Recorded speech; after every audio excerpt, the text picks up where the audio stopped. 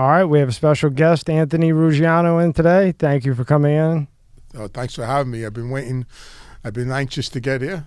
Yeah, we kind of had a little bump, but it's all right. It worked out. We fixed it. Yeah. So, ex-gangster, ex-father was a gangster. Yes. You were on TV, The Narcos Show, episode 3.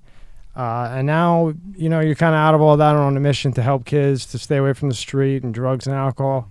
And before we get into everything that your life, the biggest thing I think that's amazing is you're 33 years clean. Yes. What was your drug of choice?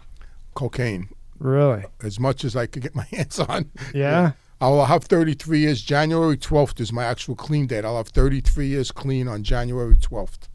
And what was it that made you want to stop and get clean? You know how people always say, like, I hit rock bottom or whatever. What was it that was like, okay, enough is enough? Well, my father had gotten arrested and he was away. He went away in 84. He got arrested. I just had a son, and I don't know, the last 5 years, in the beginning it was fun, using was fun, and then it just got to be where it became an everyday thing. I mean, it was all about the next one, and I don't know. I started freebasing cocaine with some with the likes of Tommy DeSimone and all these characters that were running around the neighborhood. We all started freebasing cocaine, and that's when it became an issue. And then I don't know. I was losing a lot of weight. I was very unhealthy. I felt I was losing respect in the street, which I was, and I just woke up one day, and it's funny that you asked that question, because I woke up one day, and I share about this when I speak at meetings or when I speak to people in recovery. I woke up one day and I went into my bathroom, and I just looked in the mirror, and I was 140 pounds. I was 35 years old. And I walked out of my bathroom, and I remember I sat down on my bed, and I started rocking back and forth, and I was going, oh, God, how did this happen to me? And my wife at the time walked into the room, and she said, what's the matter? And I looked up at her, and I said, I'm going to die, Alice. I'm going to die. And, and that was it. I just got myself into treatment, and I've been clean ever since. Because I don't even know, it just happened. I just woke up one day and my life was all messed up, it's hard to explain. It's like we all go over this imaginary line into addiction. Like, it starts out when I was 19, fun, like Jay Black just passed away, the singer Jay and the Americans. Mm-hmm. He was a very dear friend of my father's and myself. I mean, and when I used to travel with him when I was a kid, that's how I got introduced to cocaine. So it was a lot of fun, and then it wasn't. So I went into treatment. They introduced me to the Narcotics Anonymous program, and I got out of treatment, and I started making meetings, and I started staying clean. And how we stay clean, how I stay clean is I help people, because through helping people, like there's a saying in recovery that I can't keep what I have unless I give it away. So through helping people is how I stay clean. Because it kind of makes you feel like you have a responsibility. Right. So if you wanted to use, you have 20 guys that might call you that need you. Right. So now you have a responsibility. So for you, it wasn't really a rock bottom. It was kind of just one day you woke up, this is it, I'm done, and then you go to treatment. How long did you do in treatment? I was there 28 days. It was a bottom as far as my health and my, just my well-being. I was like, I knew I was dying. That's the bottom line. I knew that if I continued doing what I was doing, it was going to kill me, and I stopped. Congratulations. Thank you. And you think that the biggest way that you were able to stay, 33 years is a long time, man. Most people don't stay clean 30. Yeah. They either die of old age or, Well, I had to make some changes. Of course, I had to make some changes, and I started staying with people that weren't using, and, I was still in the street. I was still, out there being a criminal, still mobbed up, of course, running around for my father, hanging out with John Gotti, Tony Lee, who I named my daughter after. So I was still involved, but I made some changes. Like, I wasn't hanging out in bars in the beginning. I was making meetings. I was, I got a sponsor. I did some stuff that was suggested to me. And I just didn't want to. I didn't want to live that way anymore. I wanted my respect back. I really just wanted to be a better criminal. I wanted to be a gangster. I wanted to get straightened out, So I knew that I had to clean my act up to get straightened out. So, so a lot of things played into me getting clean and staying clean. But the main thing is that I stood with people that didn't use, and I didn't mix and match. Like, so I'll give you an example. So my drug of choice was cocaine. And a lot of times I would start out with, go to a bar, have a couple of cocktails, get a little lit up on alcohol, then I would start using cocaine. So I eliminated the alcohol. I eliminated things that weren't an issue for me, because I didn't want them, like I didn't smoke weed no more. I didn't drink alcohol anymore, because I didn't want any of that stuff to lead me back to what I would say was my drug of choice. So I had to make some changes to not relapse. So basically you stayed away from any type of trigger. If you saw that there was a trigger, whether it was a substance or a person, you just changed it. Right, exactly. And then that was it. Right, even to this day, like now, so I'm clean 33 years, so, maybe I can have a glass. Don't get me wrong, I would love to have a glass of wine. I would love to go to Tremonti's or a nice restaurant, sit down, have a glass of wine. But the reason why I don't is, am I willing to take that risk? Am I willing, even after 33 years, am I willing to take the risk of having a couple of glasses of wine, feeling a little good, and then, who knows where that's going to lead me? Because in the past, I know where it led me. So, so the reason why I don't do that is because I'm not willing to take that risk, because for me, unfortunately, there's consequences behind my behavior. So you can kind of play the tape. Exactly. It's like you could play the tape out of what's going to happen, right? Exactly. Right? Exactly. Like, I'll give you, for instance, when I was clean 22 years, I was living in a state where I didn't like to live. And I wasn't happy. I was struggling financially. And I went into a supermarket and I picked up a bottle of vodka, actually off the counter. At 22 years clean, I had the bottle of vodka in my hand. Oh, shit. That was a close one, huh? Yeah, and I started playing the tape and I put it back on the shelf. And I walked out of the store and I called my sponsor. My recovery sponsor, and I told him what happened, and he met me, and we talked it over. We talked about it, and he gave me some suggestions that I took, and I didn't, pick up. Were you close? Were you that close? I was, and vodka wasn't even my drink. I was a Scotch man, not a vodka guy. But yeah, I had it in my hand, and the tape started playing, and I put it back because I don't want to live that way. I knew that's not. I know after years of being clean that's not the answer. Using's not the answer for me. So it was never the answer then, and it's not the answer now. Now, being that you were in the Mafia, did they know that you went to treatment? Did they know that you were, going to Narcotics Anonymous or whatever? Okay, so, a lot of, when I started using cocaine in the 70s in Manhattan, in the clubs in Manhattan, a lot of people everybody was blowing coke. Wise guys, bosses, they're all full of shit if they say they weren't. They were all blowing coke. Did they develop problems like me? No. Some of them, yes. Some of them, no. But everybody was blowing coke. So it was no secret that I was using cocaine. It was no secret that I was getting high. My father knew he would get mad at me. He threw a spoon at me. One night, my father in Florida, I kept getting up and down to sniff coke, and he threw a spoon at me. He goes, here, take the spoon in there so you don't have to make so many trips. He threw a big spoon at me. And no, they were actually... They were rooting for me. Like when I got out, John Gotti looked out for me. No, there was the people that were close to me. They were happy that I went to treatment. Like Tony Lee, my father's partner. So when I decided to go to treatment, when I spoke to this woman that got me a bed in a private facility in Vermont, because I wanted to get out of New York, because I figured in New York I could leave anytime. So it was in February. So in Vermont, where the fuck am I going to go in Vermont? I never was there. It's freezing cold. But I had no insurance and I had no money. I was broke. So I called up my father's partner, Tony Lee, and he came to my house. And I told him, listen, I got an issue. He goes, yeah, I know you got an issue. He goes, yeah, we all know you got an issue. What are you going to do? I go, well, listen, I got a bed in this treatment center, but it's $200 a day. I don't have no money. I don't have no insurance.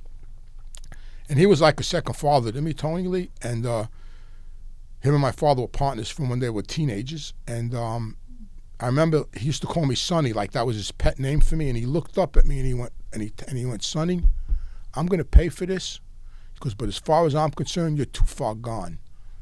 And I says, well, I got to try, Tony. And he paid. And I went to Vermont and he paid for the treatment. So people were helping me. People, some people, don't get me wrong, shunned me, but John, Tony Lee, my father, of course, people that loved me, they were in my corner. You kind of found out who your Oh, real friends got were, family were, people that actually cared, that weren't just using you for the name Without a doubt. or the power or whatever it was. And a lot of people were happy I got clean because don't forget, I was in the street since I was 15, so I knew that game. I know that life. I knew that life, and I was good at it. And so when I got clean, you know, I started making big money again. Like I started taking care of my father's number business. So I got right back out there, and, you know, and people started coming to me for things. Now everybody knew I was clean. Everybody knew I was Fat Andy's son. So I started, you know, making big money again right away. And, you know, I started getting my health back. So I was, you know, I was in it. So now to your father, everybody says your father was the most loving guy on the planet that I've ever talked to, and that he was so into going to his kids' games, sports games. Yeah. So when you were growing up, he was at every one of them. Yeah. So when we were kids, yeah, he came to all our Little League games. It's funny because if we had a game Saturday morning, like the first game of the day, like an 8 a.m. game, he would be out on Friday. And so we would go to the game with the manager, would round us all up, and he would show up at the game like straight from being out. And here would be like 5 guys getting out of cars with suits and ties on at 8 in the morning. Who's drinking? Who's, you know? And they would be sitting in the grandstands. But he never missed a game. He never missed a game. And after the game, we'd take all the kids out, buy us hot dogs or ice cream. Never missed a game. And my brother played longer than I. I stopped when I was like 15 because I started hanging out in the street, running around. My brother continued. He was a really good athlete. My brother, very good. Matter of fact, he was John A. Light's baseball coach. That's what John was saying. Yeah. How crazy is that? Yeah, crazy, right. You guys grow up together, too. Yeah, all together. My brother used to box with him in the gym. My brother used to spar with Jerry Cooney. Wow. I mean, my brother was a good athlete, a really good athlete. So my father always went to his games. And it's funny that, you know, because what happened was when so I found out about who my father, it's because it ties into our Little League games, because what happened was I already knew my father. I found out before my brother about my father's lifestyle. But you were, what, you were only 13. It was 13 when you found out that he was a gangster. Right, I found out in the street because from the older guys. But my brother was 2 years younger than me, so he was 11. He didn't know. But what happened was my father had gotten indicted in Brooklyn by Eugene Gold. It was called the Gold Bug. It was a big pinch with the Lucchese family and the Gambino family, but he was one of the ringleaders, and it was on the front page of the Daily News. So my brother was a very studious kid. He was very intelligent, my brother, and he used to read the newspapers at a young age. So I came home that day, and he was sitting in the basement, and he says to me, "Is this true about Daddy?" He was 11 years old, and he had the newspaper, and was on the front page of the news. He says, "Is that true about Daddy, that they're saying that he's in the Mafia and this and that?" And I said, "Yeah." I said, "You know, it is." And so he didn't really understand he was a kid, but what happened was I went upstairs. He had a baseball game that day. And I went upstairs, and my father was upstairs, and my father asked me, did Albert read the newspaper? Does Albert know what's going on? I said, yeah, he knows. So my father went downstairs, and he sat down with my brother, and he told my brother, he goes, "Listen, do you still want me to come to the game tonight?" And my brother says, "Yeah, of course I do. You know, yeah, definitely." Because my father was worried that, you know, my brother, you know, and he said, "You still want me to come to the game tonight?" And my brother said, "Yeah."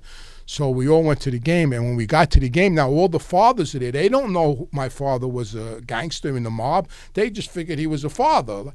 So when we got there, now they were all run, "Oh, Andy, oh my God!" Because now it's just in the paper, right? So everybody's seen it. No, oh my God, we didn't know. And to make a long story short, he actually got a couple of their sons later on in years in unions and the carpenters. Oh shit, he got them jobs. Yeah, he got them jobs. They started asking him for favors. Then so the whole atmosphere changed. The whole script flipped, right? All around the Little League. Yeah, crazy.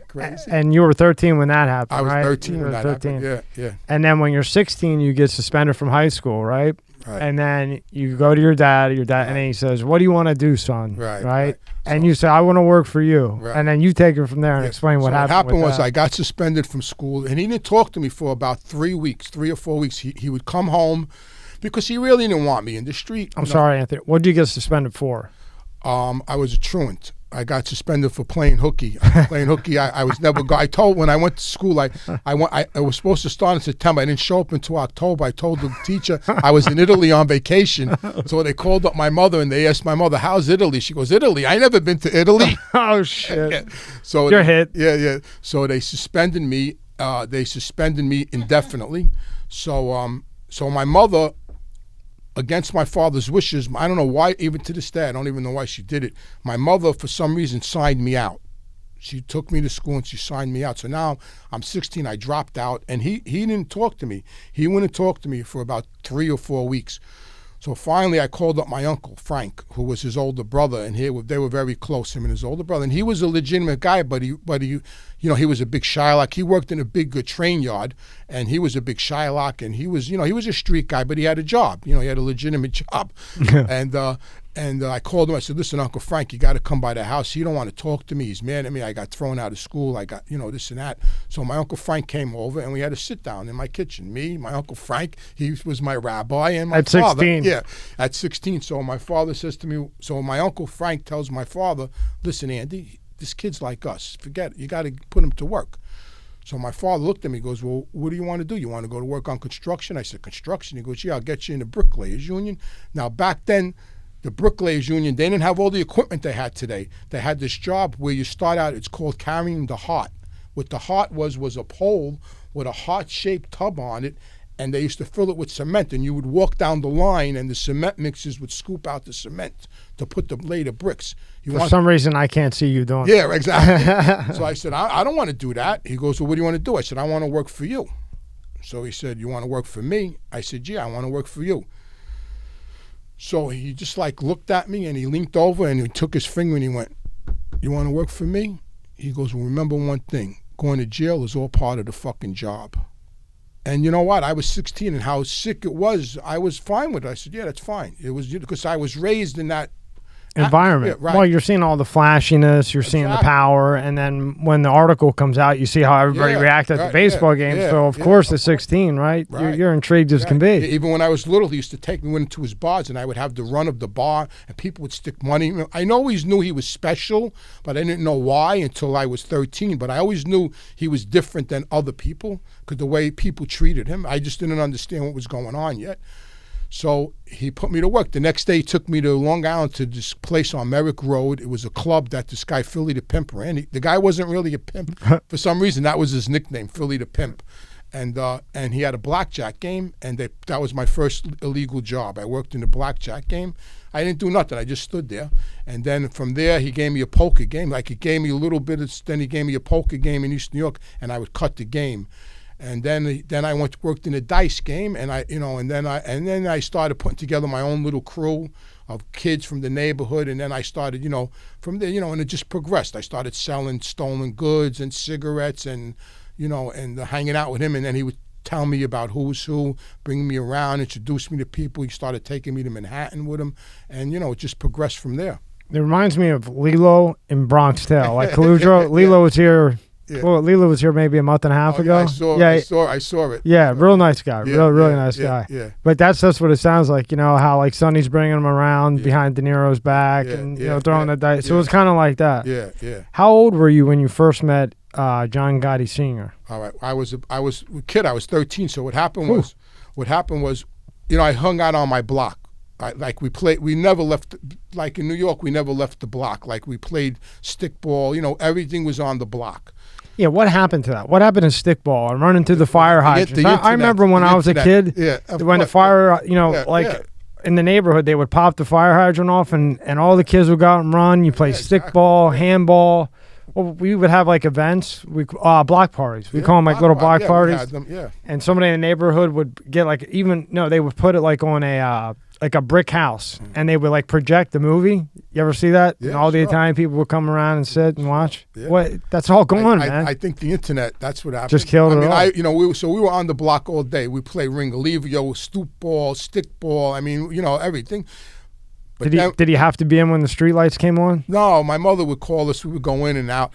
But what happened was, when I turned 13, I started when I went to public school. I was in Catholic school, and then in the 4th grade, my mother switched me to public school, And then when I got thrown out of school, right before, when I was 13, so now I'm in public school, and I met some kids, and I started branching out of the neighborhood, and there was a pizzeria on 101st Avenue, so a couple of kids I knew hung out there, so I started hanging out there. So my father knew I was hanging out now off my block in the neighborhood, and there was a lot of wise guys in the neighborhood. Like every crew had a club in my neighborhood. The Gambinos, the Lucchese's, the Genoveses, the Bananas. I mean, every family had a club in Ozone Park. So he knew I was in the street, so he didn't want me to get hurt. He didn't know, we were kids, so he took me then to the clubs, and he took me to the Bergen Hunt Fish Club. I already knew Charlie Wagons because he's the guy that straightened out my father. He also straightened out John Gotti. My father and John Gotti were proposed by the same guy to that family. So I already knew him from my whole life. Since I was born, I knew him and his brother Danny. They were both wise guys, so I already knew them. But I didn't know John or Angelo Quack or Jeannie. I didn't know none of them. And my father took me to the Bergen Hunt Fish Club and introduced me to John when I was 13, and told John, this is my son. If you see him in the neighborhood, look out for him.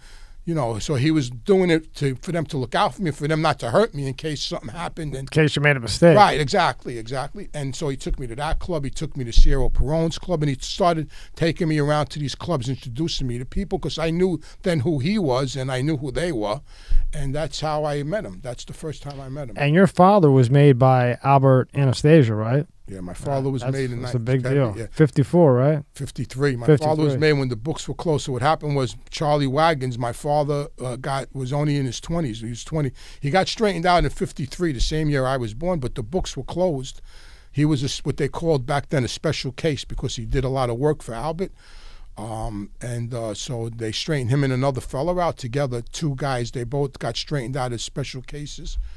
And it wasn't the Gambino family then, it was the Mangano family. Well, Albert was the boss, but it became the Gambino family after Albert Anastasia was assassinated. And then he got as high as a captain, but he was going to be underboss, right? He was going to be. Well, my father? Yeah. Well, what happened was when John was in prison, from what I heard from people that told me, what happened was when John was in prison and Sammy started cooperating, John had made remarks to people, because my father, when John became the boss, my father was in prison.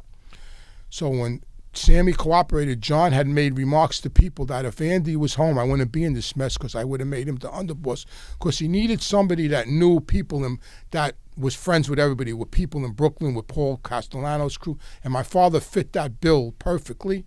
But unfortunately, my father was in prison, so he missed that boat. Yeah. What is it with Gambino and Murder, Inc.? I never understood that. Okay.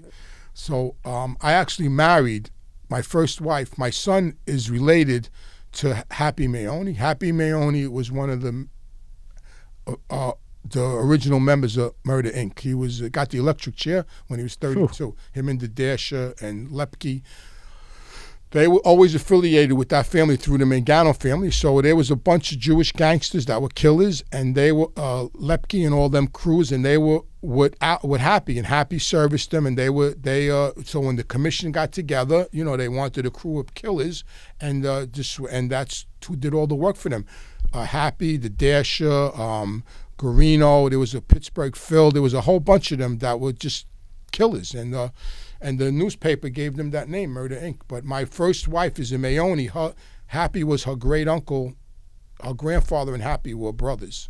So that's where this whole Murder, Inc. thing comes from. Yeah, the newspaper gave them that title, Murder, Inc. Yeah. Yeah, but I never understood. They were always affiliated with that crew. And that matter of fact, when my father got straightened out, in the Jewish crew there, that was always in East New York, that was part of Murders Incorporated. My father sort of inherited them when he got straightened out. So they used to, it's funny because they used to come on Friday nights. My father used to meet in this bar on Eastern Parkway and Fulton Street every Friday night when I first started hanging out with him. And everybody knew Andy held court at this bar on Friday nights. And people would always come, like wise guys that would come in out of town, they would come there, and they always knew he was there every Friday. And these Jewish guys used to come there, and they were all sharped up with the hats, like old school, like, you see in the movies. Yeah. And they would always talk to my father, and my father told me one night, they're wise guys. They said, wise guys? He goes, yeah, Jewish wise guys. They were with Lepke and all them guys. He said they even have a ceremony like the Italians. Really? Yeah, that's what he told me. Yeah. Wow. Yeah. And he used to service them. My father used to service them, but they really raised my father because my grandfather got killed when my father was 6 years old. He got hit by a trolley car. Sorry to hear that. Yeah. So his friends, my father's friends, their fathers were in Murder Inc. So he hung out with Murder Inc. at a very young age. My father hung out with the Mayonis and the Dasher, Abendando. His best friends were their sons. Wow. Yeah. That's a lot, man, Yeah, right? it's a lot. Yeah, Now, it's a and lot. when you're growing up like that, right, how does your mom handle this? Because your dad's out all night Friday night, right? And then Saturday you go out, and then, you're leaving in the middle of the night. How do you, growing up, your brother, your sister, and your mom, how do you guys deal with that? That's a tough question because I had especially your mother, really. Well, my relationship with my mother was very traumatic. I had to look at it. I had big mommy issues because my mother was only 19 when she had me, so she met my father when he just first got out of prison in Coney Island at a bar on Coney Island, and a little while later I was born. She was pregnant and I was born. So my mother was a kid with a kid, and now my father, like you said, he was a street guy. He was a wise guy. He got straightened out at 26 years old, and he was out there, and he was broke. When he got straightened out, he was broke. He was working as a doorman in a crap game for $20 a night as a wise guy. Because, it was in the 50s. Nobody, he just started out. He just got out of prison. He wasn't making a lot of money. And so my mother was a teenager with a kid, was dragging me all over Brooklyn, looking in windows for him, like a jealous, raging teenager. So my memories of that, so like my relationship, like I'll give you a little bit of a story that's really, it's traumatic for a kid. Matter of fact, it's funny because my mother never believed I still remembered this. Like she used to go, how could you remember that? So I was a kid. I must have been about 6 or 7. And my mother takes me in a car with another woman, Helen, Tony Lee's wife. And they take me to this building, to this apartment building. And we walk in, and remember, we get in an elevator. We go up to this floor, and my mother's holding my hand. And she knocks on the door, and this woman answers the door. Another young girl answers the door. And my mother looks at me and says, "That's your father's girlfriend?" Oh. Now, I'm a little kid, and I'm like looking. I don't know what the fuck is going on. And the woman says, "Who the fuck are you talking to?" And she pushes my mother. And now her and my mother start fighting in the hallway. They're fighting, pulling each other's hair, like fighting. And I'm against the wall. I'm crying, "Ma!" So it was... It was fucking crazy. Yeah. And when I told my mother, like years and years later, that she goes, "How do you?" She denied it. She goes, "That never happened." I said, "No, that." So it was always a lot of not fighting, but she knew he was a womanizer, but she was in denial. But he was good to us. He was a provider. I mean, he never abused her or anything like that. Don't get me wrong, but she knew. She always knew. They all knew. So it was just kind of drama. Drama like every other relationship. Exactly, yeah. Just because it's a little bit different. Right. I mean, yeah. But she denied that she didn't know about the violence. She made out she didn't know about the violence because she didn't really want to know about it. But even years later, when I told her about, when I told her about murders, she would just look at me, like she looked at me one day and she told me, like, I can't believe, like, he made you do stuff like that. Like she was upset.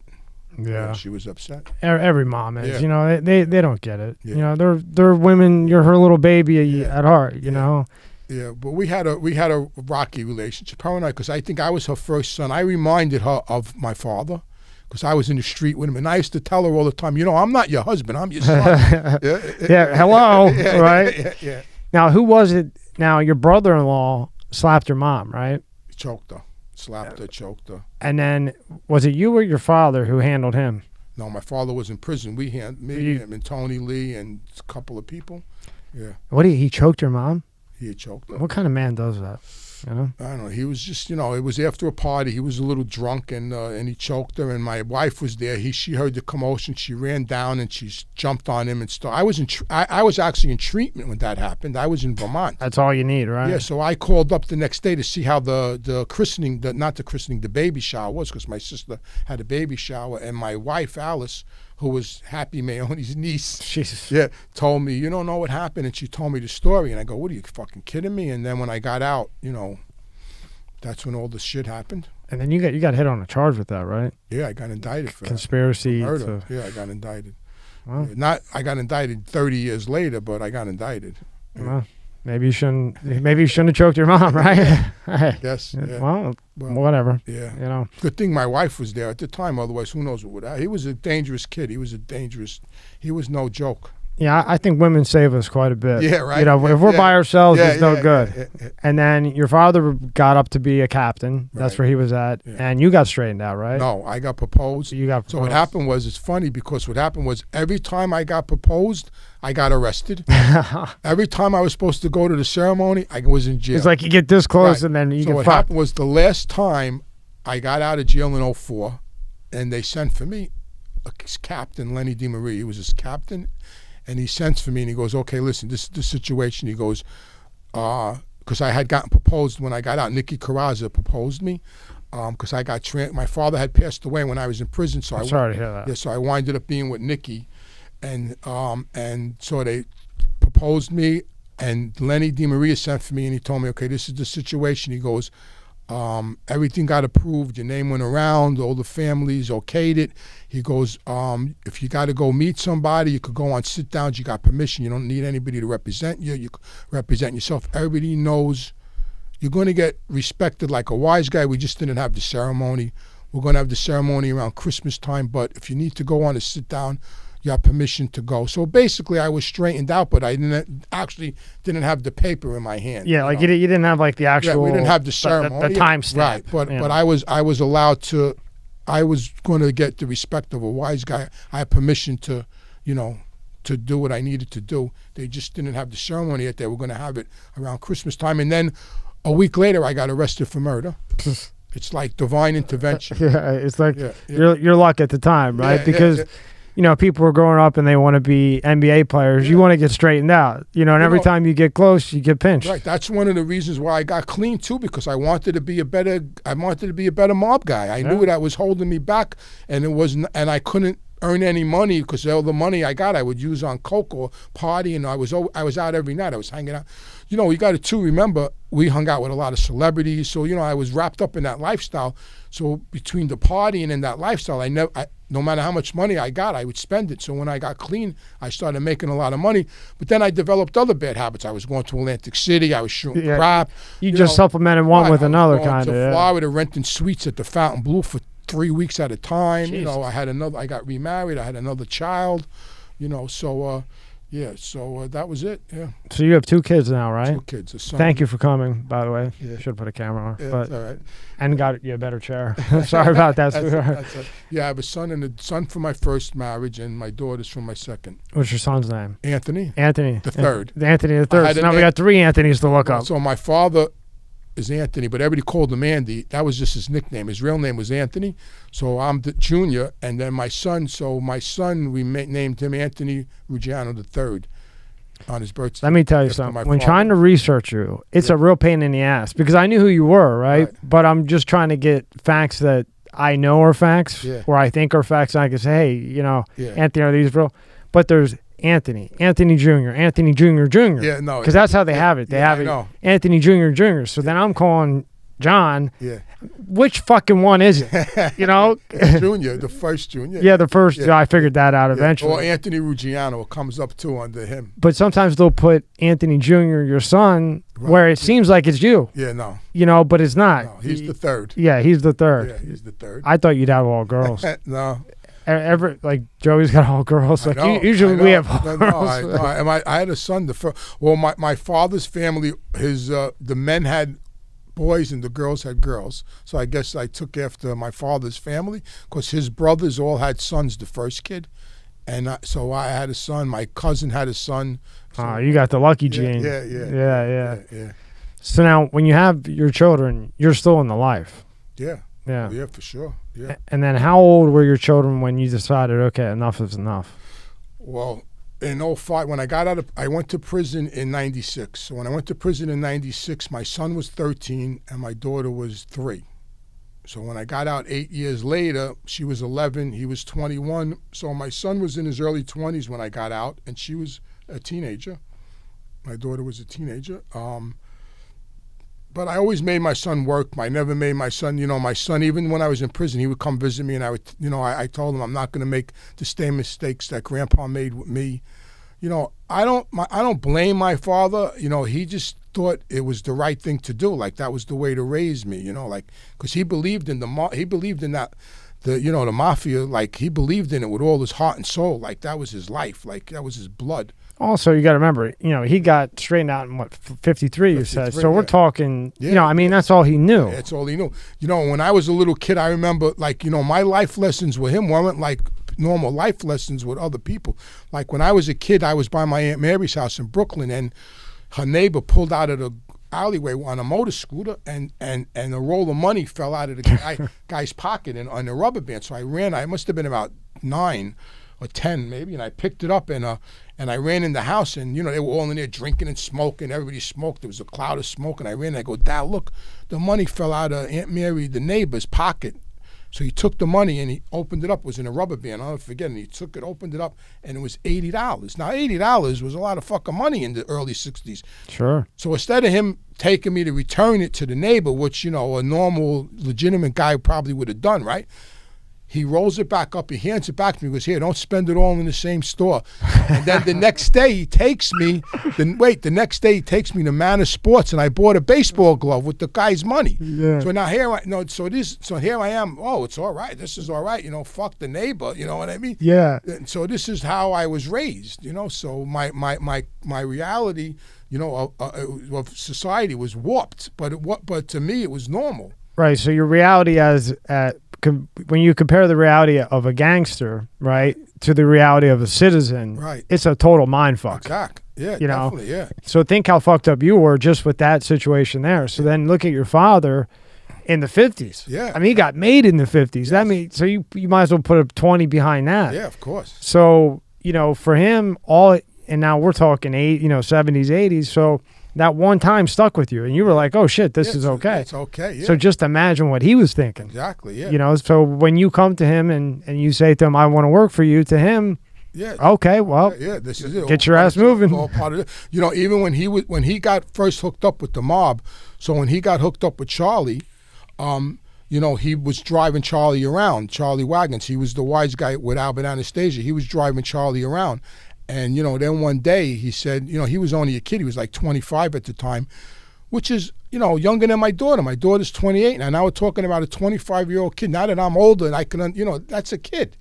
He told me the story. He said one day Charlie took him outside. He was 25 years old. And Charlie asked him, how would you feel if I asked you to clip somebody? Would you do it without asking any questions? And he said, yeah. He goes, yeah, no problem, whatever you need, Charlie. And, that was the beginning, and then the next thing you know, he's, doing work, the guy bring a guy to him, and that was it. Well, I mean, that was kind of the job. Yeah, that was the job, and he's a 25-year-old kid, he never had a father. His father, like I said, died when he was 6, so he never had a father. That's rough. And so the men in his life were all, all wise guys, all these guys, Murder Inc., they were all in the mob, all mobbed up. And even the legitimate guys were mobbed up. So back then in that neighborhood, everybody was mobbed Everybody. Up, whether you had the label or not. It didn't matter. Now, when you go back there now, compare it, not like right now, but say like a year ago. When you compare, where you grew up now to when you grew up, explain to me the difference that you see. The neighborhood? Yeah, the neighborhood. Oh, it's totally different. Because like in my neighborhood, it was like you never locked the door. We never locked the fucking door. Them days are over. Yeah. First of all, my neighbor now, Ozone Park, the ethnic background is completely different. So when I was a kid, it was Italian and Polish and some Irish people, but it was now it's all Indians, Guyanese. It's a completely different neighborhood. It's a completely different neighborhood now. It's still a nice neighborhood, but the crime rate is higher. City Line East New York, where I grew up, is terrible. Indian? I have nothing against No, me anybody neither, Indian, no. but I'm just surprised. Just it's a lot. I mean, it's funny. That's a hell of a change. Yeah, when I go back, it's like because they have the stores and they have the it's just different. You know, they got every gas station in every corner, right? Yeah. You know, they're all related. Yeah, but Howard Beach is still. My son lives in Howard Beach. Howard Beach is still really nice, but it's very crime ridden now because there's no more mob there, so there's nobody protecting the neighborhoods. So they're coming in from East New York, robbing houses. So the crime rate went up. I mean, it's completely different now. We looked out for people. And that's what I think a lot of people don't understand about the Mafia, right? You know, you only see the bad stuff or what people think is cool. But I know when I was growing up, and obviously when you were, my neighborhood was safe as hell. Yeah. I mean, like I just told you, we left the doors open. Sometimes we didn't even shut the door. Yeah. Like, you know, we would have a screen door and you would leave it open. Exactly. But that's because in the neighborhood, it was safe. Right. You know, anybody that came in kind of got checked, if you know what I mean. Yeah, so sure. if somebody new moved in, they got checked. Yes. And it was made clear very quickly, look, there's going to be no drugs in this neighborhood, even though there was. You know what I mean? Yeah. But not around the down kids. low. Yeah. You know, and nothing. And if they didn't, where I grew up, if they didn't like it, you basically had a month to get out. To go. Yeah, it was like that. You know, we knew everybody in the neighborhood. We know everybody's name, everybody's mother. In the summer, everybody sat outside. The doors were always open. We're in and out of each other's houses. But, you know, now it's not that way because they're all gone. There's no more social clubs. Every neighborhood had a social club. Every neighborhood had a hangout. They're all gone. All the social clubs are gone. You know, I remember when I first started working for my father's, like we actually gave the community jobs. Like even though they were illegal jobs, like we had crap games where people worked. Like there was drivers and dispatchers and people that made food. I mean, everybody, numbers, whole families wrote numbers. I mean, you know, now it's the lottery. I remember you know, that. Yeah. I remember that. You know, so the community, and, you know, we were selling, you know, we always sold them stuff cheap. You know, they knew you know, Christmas time came, we gave out turkeys and, you know, so it was just a different atmosphere years ago than it is today. And today it's just not, it's shit. I mean, I know when I was growing up, you know, I could go to my neighbor at any time, knock on the door. Hey, you got a loaf of bread? You got milk? Can you imagine doing that now? Forget it. I can't even imagine. If I walk over to my neighbor now, I mean, I would not walk over to my neighbor now. Yeah. But I mean, it was like the whole neighborhood. If you needed some gravy, if you need even a gravy spoon, because my grandma used to beat. I mean, I've had more gravy spoons broken over my ass than you can count for the rest of your life. Yeah. And you know, you could just go over to the neighbor and, hey, can I borrow this? And they don't have, like, hey, make sure you bring it back tomorrow. Sure. But now, shit, you can never happen. And, you know, and nobody's mother worked when I was a kid. You know, it's Me not neither. like today. Nobody's mother worked. Everybody's mothers were home all day. You know, just the fathers worked. I never seen shit like yeah, this. nobody's mother worked, and the mob was just everybody knew us. Everybody knew us. I mean, when I was I got arrested on Mulberry Street when I was a kid, when I was in my early 20s, and the old ladies were yelling at the cops, "Leave them alone. They're good boys. What are you bothering us? Go bother the drug dealers." But looking back, you gotta love that, right? You know, the old lady, leave Anthony alone. Leave him alone. My grandmother used to tell me, my poor grandmother, because I was the first grandchild, so I was her favorite. I was her pet, and I remember when I started getting in trouble. So when I went to jail the first time when I was 23 in '78, I went to jail, and she would mail me every Christmas, and she would send me a Christmas card with $10 in it, a $10 That was so bill. cool. Every Christmas. So I remember when I got out of jail and I went to see her, and she was sitting down. She was a little Sicilian lady, and she's sitting down, and she looked at me. She goes, "What happened? You were such a good boy." She used to tell me, "What happened?" I said, "I don't know, Grandma. What happened? Life happened." But she was cool though, right? Yeah, she was good. See, my Nana, she was so cool. She was about this big, real short too. Yeah. But when she got mad, she could whoop some ass. Yeah. But never really would get mad and then over with. Yeah, It was kind of like, okay, Tommy, what happened now? I'm not going to tell your mom what happened. You know what I mean? She was good. Let's try to calm this down as much as we can. Yeah. You know, even though she rattled me anyway. Of course. You know. Yeah, that's how it was. But those were the days, you know, the lightning bugs and all that cool shit. Yeah. So growing up, what is one of your most favorite things you did as a family with, like, your brother, your sister, your father, your mother? What's one of a real thing that sticks out in your mind that you guys all did together? Well, like I said, we used to go to Atlantic City every summer. That was like, we did a lot of stuff. That's the thing we did every year together. Like my mother, my father, my brother, my sister. We went to Atlantic City every year with a bunch of all wise guys. My father's from Rocky, all these wise guys and their families. We went every summer to Atlantic City for 2 weeks, and we used to stay in this hotel called the President Hotel. And my father, like I said, would go to the 500 Club at night and see the shows. It was like the Copa back then, the 500 Club, and drink and all that. And those were good times. I learned how to swim there. My father taught me how to swim, and I remember we would get on my father's back. He would dive in the pool, and we would hold on. I thought like he was Superman. We would hold on to him, me and my brother, his neck, and he would swim under the water. Yeah. You know, and my sister was little, and it was always festive. It was a lot of fun. But my father, just my brother and I, he did a lot of stuff just with us three. We went to a lot of Yankee games. He loved sport. My father loved 4 things. He loved to drink. He loved sports, music, and food. That was his passion. So we went to a lot of Yankee games. Like he would take me to the Yankee game to see a doubleheader, me, him, and my brother, and a couple of his friends with their kids, my cousins. Man, that's a long game. A doubleheader? Yeah, doubleheader back then. Listen, $4.50 box seats. Shit. And I used to be in love with Mickey Mantle. So I would want to wait. He would curse too. I would want to wait because there was a player's door, and I would tell my father, I want to see Mickey Mantle, and I gotta wait for this guy. And, fuck Mickey Mantle. But he used to wait with me, and I used to wait. Mickey Mantle would come out of the door, and I would stare at him, and Mickey Mantle would look at me, walk through the barricades to his door. And he took us to a lot of fights. He loved boxing. He took me to see Muhammad Ali fight. I saw him in person? Oh yeah, everybody. I saw Joe Frazier. What's it like to see Muhammad Ali in person? Oh my God, it was crazy. I saw him fight a few times. I saw him fight Oscar Bonavena. I saw him fight Joe Frazier. The second fight live, I saw him fight Joe Frazier. I saw him fight Floyd Patterson. How was the Frazier fight? What was that atmosphere like? The first fight we saw at Radio City. We saw it on the screen. My father took us to Radio City. I saw Roberto Duran fight Kenny Buchanan. Wow, Roberto Duran? When he fought Kenny Buchanan for the light. He can hit like a motherfucker, right? My father took me to see that. He loved the fights. My father, so he took us to all the boxing matches. Of course, we had box seats.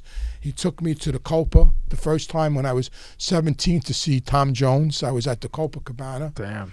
So those are good memories that I had with him. We had a lot, we partied a lot, and he did a lot of stuff. He was, like I said, he was a good father. I mean, he was loving, very loving, but he was a violent criminal, and he was a mob guy. I mean, but he was a good father. He was a good provider, and he was a good grandfather, when he wasn't in prison, and Ali Frazier, that's a tough fight to get into, especially boxing. Yeah. I don't care who you are. If you're a captain. All his fights, all the fights. He took us to, we saw a lot of fights and a lot of Yankee games. He was good like that. What a shame what happened to Muhammad Ali, huh? Oh, my God. He's off. Parkinson's, I know. That's like the worst one to get, too, out of them all. Who else has that? The actor. Back to Michael J. Fox, yeah. Everybody used to scream, Ali, Ali. The whole garden used to scream, Ali, Ali. All the stockbrokers. Yeah, it was crazy. And you know what's crazy? You know that they could probably fix that if they wanted to. You know they could do it.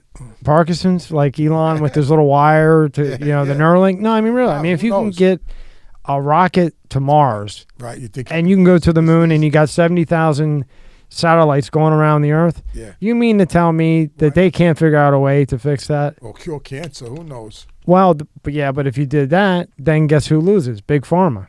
They get killed. Yeah. And then the government gets killed. Yeah. So the government wants money. Big Pharma wants money. They don't give a fuck about you. I just told somebody the other day, I said, everything that I went to jail for is legal today. Everything. Bookmaking, marijuana. Yeah, that's right. You could bet online. Marijuana. I got an app on my phone. Hard Rock, the Seminoles. My regular engineer, he was on it this week, and I said, Rob, don't do it. He's like, no, it was only $10, but I won $250. I said, oh fuck, he's gonna back here Monday. He's done. He's done. Numbers, he's probably still betting right now. Yeah, I went to jail for numbers, the lottery, everything I went to jail for was legal. Now, how do you feel about that looking back? Well, I always knew that. Well, we always knew that it was going to happen. We always knew that the government was going to. That's why they were putting us in jail for it. To take it over. Even the old timers knew that eventually the government was going to take. It was too much money involved. We always knew that something like that was going to happen. Then we took it, and we always knew they would take it eventually, and they did. And now, as a ex-gangster, what do you think? Because you have to think like I do with this one. What do you think about this Bitcoin bullshit. I don't really know much about it. I'm skeptic of it. I mean, my son's into it. He's got cryptocurrency. I know a lot of people I know are into it. I don't even want to learn about it. I don't trust it. And I wish them luck. Yeah. My friend, he had a Bitcoin ATM machine business, and he was flying all around putting them in gas stations. Yeah. And I just said to him, I said, this is all, a scam. Where is it? That's the thing, where is it? And the problem I've had with it from day one is who's behind it. Yeah. It's like three ghosts. Yeah. You know that there's three, because I was looking into it pretty hard. I had the guy, actually, my friend who does the machines, I had him in. Yeah. So before he came in, I did a lot of research on it. And they've come to the point, supposedly, who the hell knows? It could be the government for all we know, but that there's like three guys behind it, and they manipulate it. Yeah. Like hell. I mean, look, Elon Musk goes and buys $2 billion worth of it. Yeah. It shoots up like crazy. Of course. Everybody buys it at $40,000 a coin because they're like, oh, well, Elon Musk bought it. Yeah. Then it shoots up. Elon pulls out. So the $2 billion that it was billion. I think it was billion that he put in. The $2 billion he put in. He left it in for 3 days and pulled out $4 billion because it doubled because he did it. Nice play. Even though he decided to sell all his houses or something. Yeah, listen, it's like the mob. We were involved in everything. Any new thing we did, phone cards we sold, cell phones we zapped, cable boxes we zapped. The black box, everything. Right? $50 a month. I was zapping 100 boxes a month. How about when they would go out and you'd have to go back and fix the fucking thing? The mob had their hands in everything. So who knows? That's why I don't have the money to get involved in it anyway, but my son's into it. I hope it's like $40,000 a coin or something. No, my son's into some other kind of cryptocurrency that is in court now, and when the case ends, we're all going to get rich. I said, okay, good. Just remember Daddy. If this does work, remember Daddy. Dad. Remember all them Yankee games I took you to? Yeah, you can take me now, right? Yeah. I just can't. I can't trust something. How can? The government isn't behind it. No. Okay, so you and I both know that for the government not to be behind it, whether you like them, you don't like them, you can't. I mean, not that you can trust them, but you sure as hell can't trust money that doesn't physically exist. Of course. I mean... Yeah, I wouldn't. I would never invest in it, but, people could do what they want with their money. But aren't you shocked, though, as a gangster, that ex-gangster, sorry. It's all right. That the government hasn't stepped in to take control of it? So, what would be the reason that they wouldn't? Because they're not sure of it yet. When they're sure that it's profitable and it's for real, they'll step in. Don't worry about that. Once they know for sure that this is what it is and it's going to be profitable and make money, they're going to, just like marijuana, just like all this other stuff they're stepping into. Now it's profitable now. Everybody wants it legalized now. So let's get into it. The lottery, everybody wants to play numbers. Let's make it legal. The same thing with this. Once this is legitimized and profitable, they're going to step into it. Listen, my father was a gangster. He was a gangster. He had a theory when I was a kid. I never said this on the air or anything. This little story. My daughter knows about it.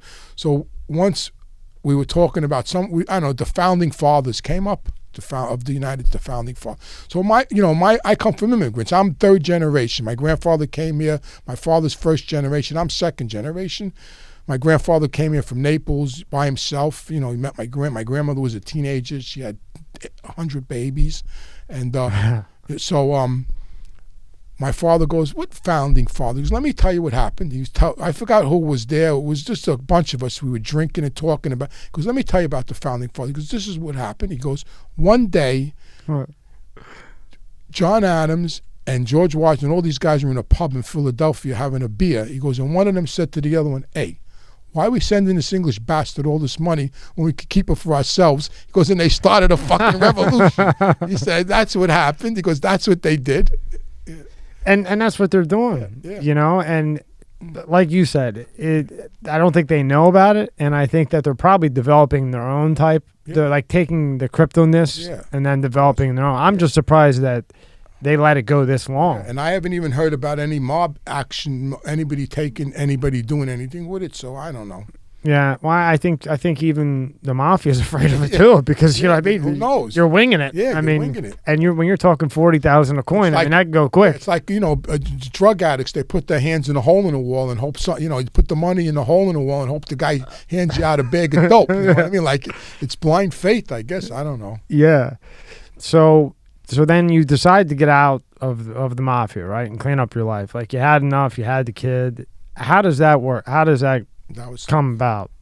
So what happened was, like I said, my father was in prison, and then, so in '95 I got arrested for bookmaking, and I took a plea and I got a 2-4 in New York State. So I went to state prison. I was upstate, and I got indicted by the feds in Florida, in Miami, in Broward County.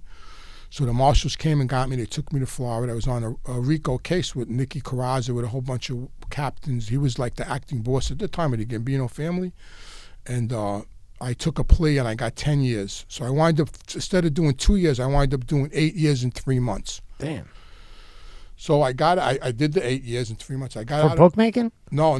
They threw on the other shit. The other shit Yeah. in Florida. I got indicted for the RICO for extortion, I see. murder, conspiracy, and all that stuff. So I took a plea and I got another 10 years on top of the 2-4. Oh, nice. Yeah. I covered all the bases, the feds, the state. So I finished. I did the bit. I got out in '04, and I had a job. I had to go to work, but I was still doing stuff in the street. And then I got sent for that they were going to, they're about to straighten me out. Like I told you before, they're just waiting for the ceremony and all that. And then I got arrested again for murder. I got arrested by the feds. I was sitting in front of my son's house one sunny day, and the next thing I knew, I was surrounded by FBI agents, and I got rearrested. I was only home about a year at the time. It was '05, and I got out on bail a couple of weeks later. I got out on bail, and I was under house arrest. I had the bracelet on my ankle, and I don't know, my father was dead, John Gotti was dead, Tony Lee was dead. Everybody that looked out for me that I cared about, they were all gone. It was a different world. The mob was different. The wise guys I got, when my father died when I was in prison, they took everything. Like they just didn't do the right thing. They were greedy. Just a different breed of guys out there. And I just started feeling like I wanted to change. And then what happened was I had some legal stuff going on that I needed some help with, and I couldn't get no help. I had no money. I needed money to pay for lawyers. I had a legitimate job at the time, and really nobody was really trying to help me. And it was a tough decision, and I would pick up the phone to call up the government. I would hang it up, pick it up, hang it up, and I had some legal stuff going. And this lawyer that was very, very good friends with my father was willing to help me. Excuse me. And they called me and they said, "Listen, we might have something that could help you with a motion, but we need some help from the other attorneys, from your co-defendants' attorneys." I said, "All right, call them. I'm sure they'll help." So they called, and the attorneys refused to help my attorney. So, because what happened was I was the last person with the victim. I was the last person with him. I brought him to where the murder took place. So what happened was this lawyer called me and said, "Listen, you need to call the government because these people are going to throw you under the bus." And I said, "What, are you fucking kidding me? I can't do that. My father, I just felt like I was just disrespected. I was never raised that way. It was just so hard for me to do. I said, I don't know if I could do that." They said, "Listen, you need to call the government because these people are going to throw you under the bus. They're setting you up." So the next day I woke up and I still couldn't do it. I couldn't make the call. I gave the card to my wife and I told her, "Listen, when you get to work, call this number, tell this guy to come here." And she made the call and they came, and that was it. And I left. And I just didn't want to. It was like the drugs, I was just gonna say. Yeah. It was like the drugs. It was like I just hit a bottom. Like I just didn't want to live that way no more. I just didn't. I did enough time. I spent 14 years in prison. I went from being a nice little kid playing in the league to some violent, crazy criminal. Even when I was clean, I did more violence clean than when I was whacked down on coke. I mean, well, you had your head straight, so you could think straight. So when you saw something going wrong, right. you were right on it. And I did more time when I got clean than when it was like It was like getting clean got you buried. Yeah, what am I doing? You know, what am I doing? You know, I'm in my 50s. You know, what am I going to die in jail? They took everything from me. So a big deal. I'm going to get straightened out. You know, like that was nice of them. You know, but you know, I made a decision to just change. But it was hard. You know, and a lot of things led up to that decision. You know, like I said, after my father died, they stopped giving my mother money. You know, they just they just didn't do the right thing. There was a different breed of people out there. Like I even called guys up and I said, you know, if the shoe was on the foot, my father would have never done to your son what's happening to me. I know, but you know, it's different now. And they took my son's health insurance money. I had a guy who used to bring me $500 a month. So, $250 went to my son's health insurance, him and his mother's health insurance through her job. She had to pay $250 a month. The job paid $250. So $250 went to the health insurance. $100 a month she sent to me for my commissary, and the rest of the money she kept for expenses for my son. $500 a month. The guy was bringing it to me for years. When my father died, they sent for the guy and told the guy to bring them the $500 instead of you guys. Instead of us.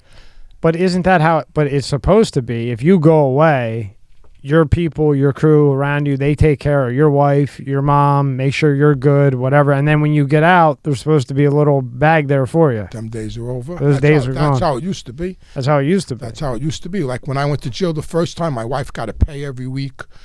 When I came out, I had an apartment, I had a car. You know, it's not like that anymore. It's all greed. Yeah, right? You know, but you know, the decision that I made was a tough decision, but I made the decision. You know, sometimes I regret it, sometimes I don't.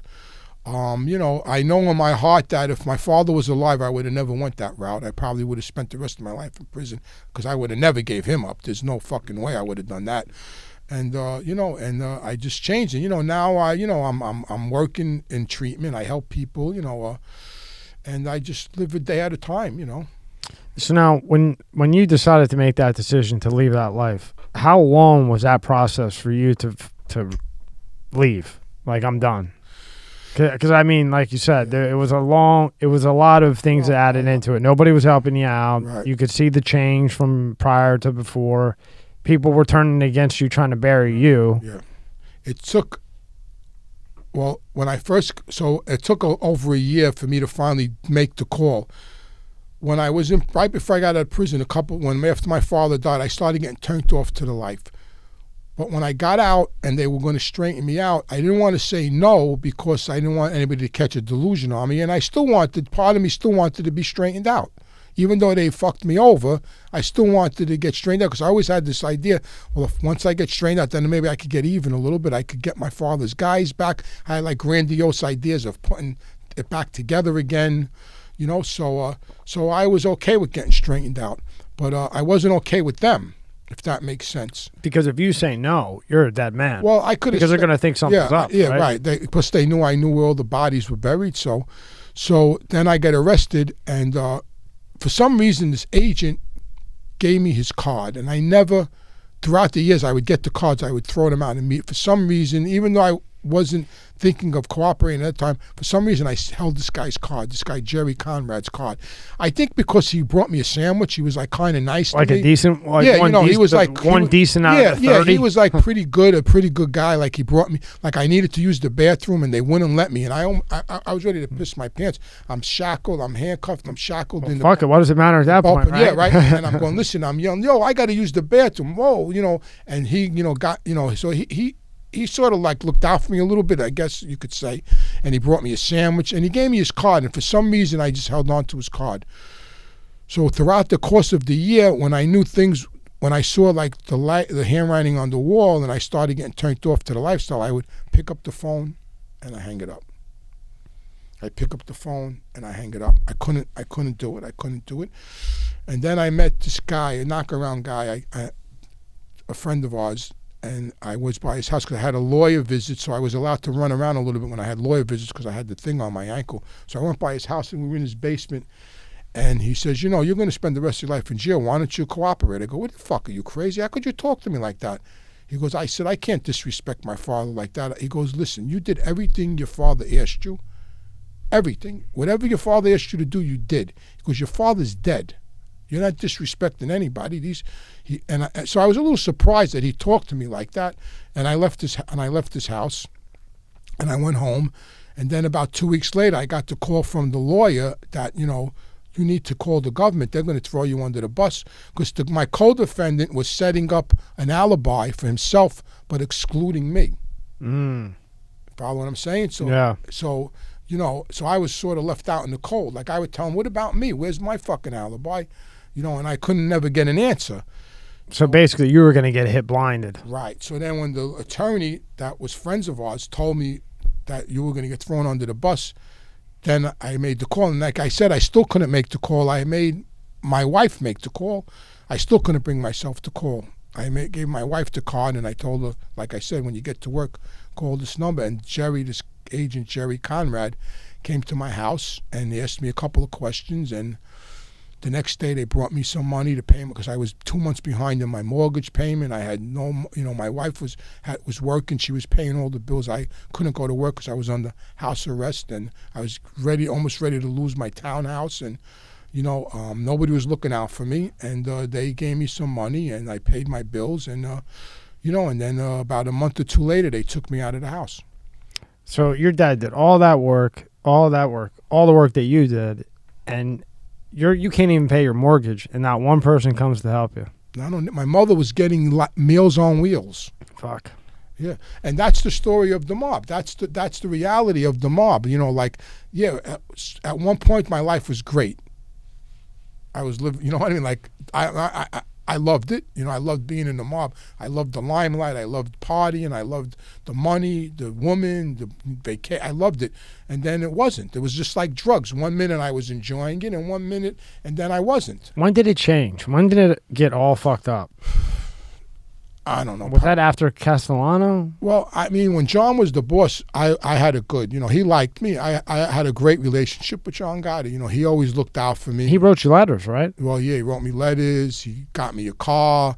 He always looked out for me from when I was a kid. He loved my mother. He loved my son, my ex-wife, my first wife, Alice. He knew her since she was born. And he loved my father. he knew my father from when he was a teenager from East New York. So I always had a good. So when he was the boss, he always, I would walk in the club on Saturday, and he would be sitting there, and I would walk in and go, "Oh, come here, come sit." And all, like there would be guys there that didn't know me, like wise guys, captains from the Bronx or somewhere, and I would walk in and go, "Oh, come on, come sit down, come sit next to me," and they'd be staring at me. He would go, "What are you staring at?" "It's Fat Andy's son." "Oh my God, how are you?" Yeah. "Oh, how's you?" Because my father was in jail. "How's my father?" "Oh my God, what a guy!" And then they would start telling me stories about my father. So he would take me outside and talk to me about the Yankees. He was a big Yankee fan, and he would make jokes at people. And we had like this common bond because he was a convict and I was a convict. Like I did time when I was in my 20s, and he sort of liked that. And he would tell me, "Look at these fucking guys. You think they know what it's like to eat a bologna sandwich in the joint like me and you do?" Because some of them never did a day in jail. They were mob guys. They never even got arrested. And he used to goof on them. So it was like a little thing we had. Like he was just a goof on. So because my relationship with him wasn't like he was John Gotti and he was the boss, but he was John. He was like my. He looked out for me. Well, you knew him since you were a kid. You said Exactly. you were, what, 6 or 7 when you first met him? Exactly. So now you're older, now you're in the life. Of course he's going to, Right. Favor you in a way, He always looked out for The more I hear about him in person, the more it contradicts everything you see on TV. Listen, he put everybody on Front Street, don't get me wrong. I mean, he was very flashy. But, people, even guys that hung out with him, liked it. I liked getting my name in the newspaper. If anybody tells you they don't like seeing the name in the newspaper, they're full of shit. I agree with you. My father loved it. He loved when his fucking name was in the newspaper, even though it was a bit, he might have got arrested. Yeah, it wasn't like you saved the dog down the street. Yeah, exactly. They love it. We're not human beings. Listen, when I first got arrested, I have it on my phone. When I got the first time my name was in the newspaper, I was 20. It was in 1974, so I was 21. I got arrested on Mulberry Street in a number office on George Washington's birthday. They crashed in on us and they arrested us. So now they made a big stink about it because it was on Mulberry Street. We broke the fortress of Mulberry Street, Little Italy, and Fat Andy's son, the captain in the Gambino family, his son Anthony Jr., and my name was in the newspaper for the first time. When I went to the disco that Friday night, boy, I was like a movie star. I walked in, the girl, like. Well, you were just in the newspaper. I loved it. Yeah. We didn't know. And now everybody's kissing your ass. Yeah. They all want to talk to you, right? So he did put everybody on Front Street, and listen, don't get me wrong, he was good to me and I loved the guy, but I paid a price for being in a relationship with him because, they hounded us. The government hounded us because we were around him. To this day, they still hound people that were with him. I always got the most, because I was Fat Andy's son and I knew him, I always went to the worst prisons. I always got the most time. I always did the most time, always paid a price for my relationships with them. Now, do you think that part of that the lifestyle and growing up like that, do you think that had a lot to do with your addiction, or do you think it was just a genetic thing or anything like that? No, I don't think it had. Well, the neighbor, I always say that I'm not, I'm a victim of my environment, not a victim, like, because, like when I was a kid in the 60s, everybody was getting high. So when I was a kid, I started smoking weed when I was 13 in the park. You know what I mean? Like when I drifted off my block, I started smoking weed. I met John Gotti. And, I experimented. In the 60s, I took acid. What kids were doing. But it was never an issue. And then I started drinking, hanging out with my father in bars. At 16, 17, I was going to bars, drinking. Nobody ID'd me because they all knew I was Fat Andy's son. So I was hanging out in bars. I was going to the Copa.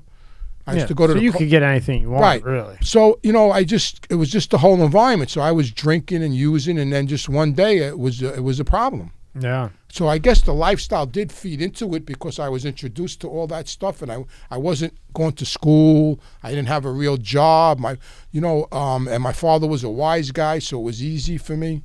I was in a room one day with a couple of agents, and by coincidence they were Italian.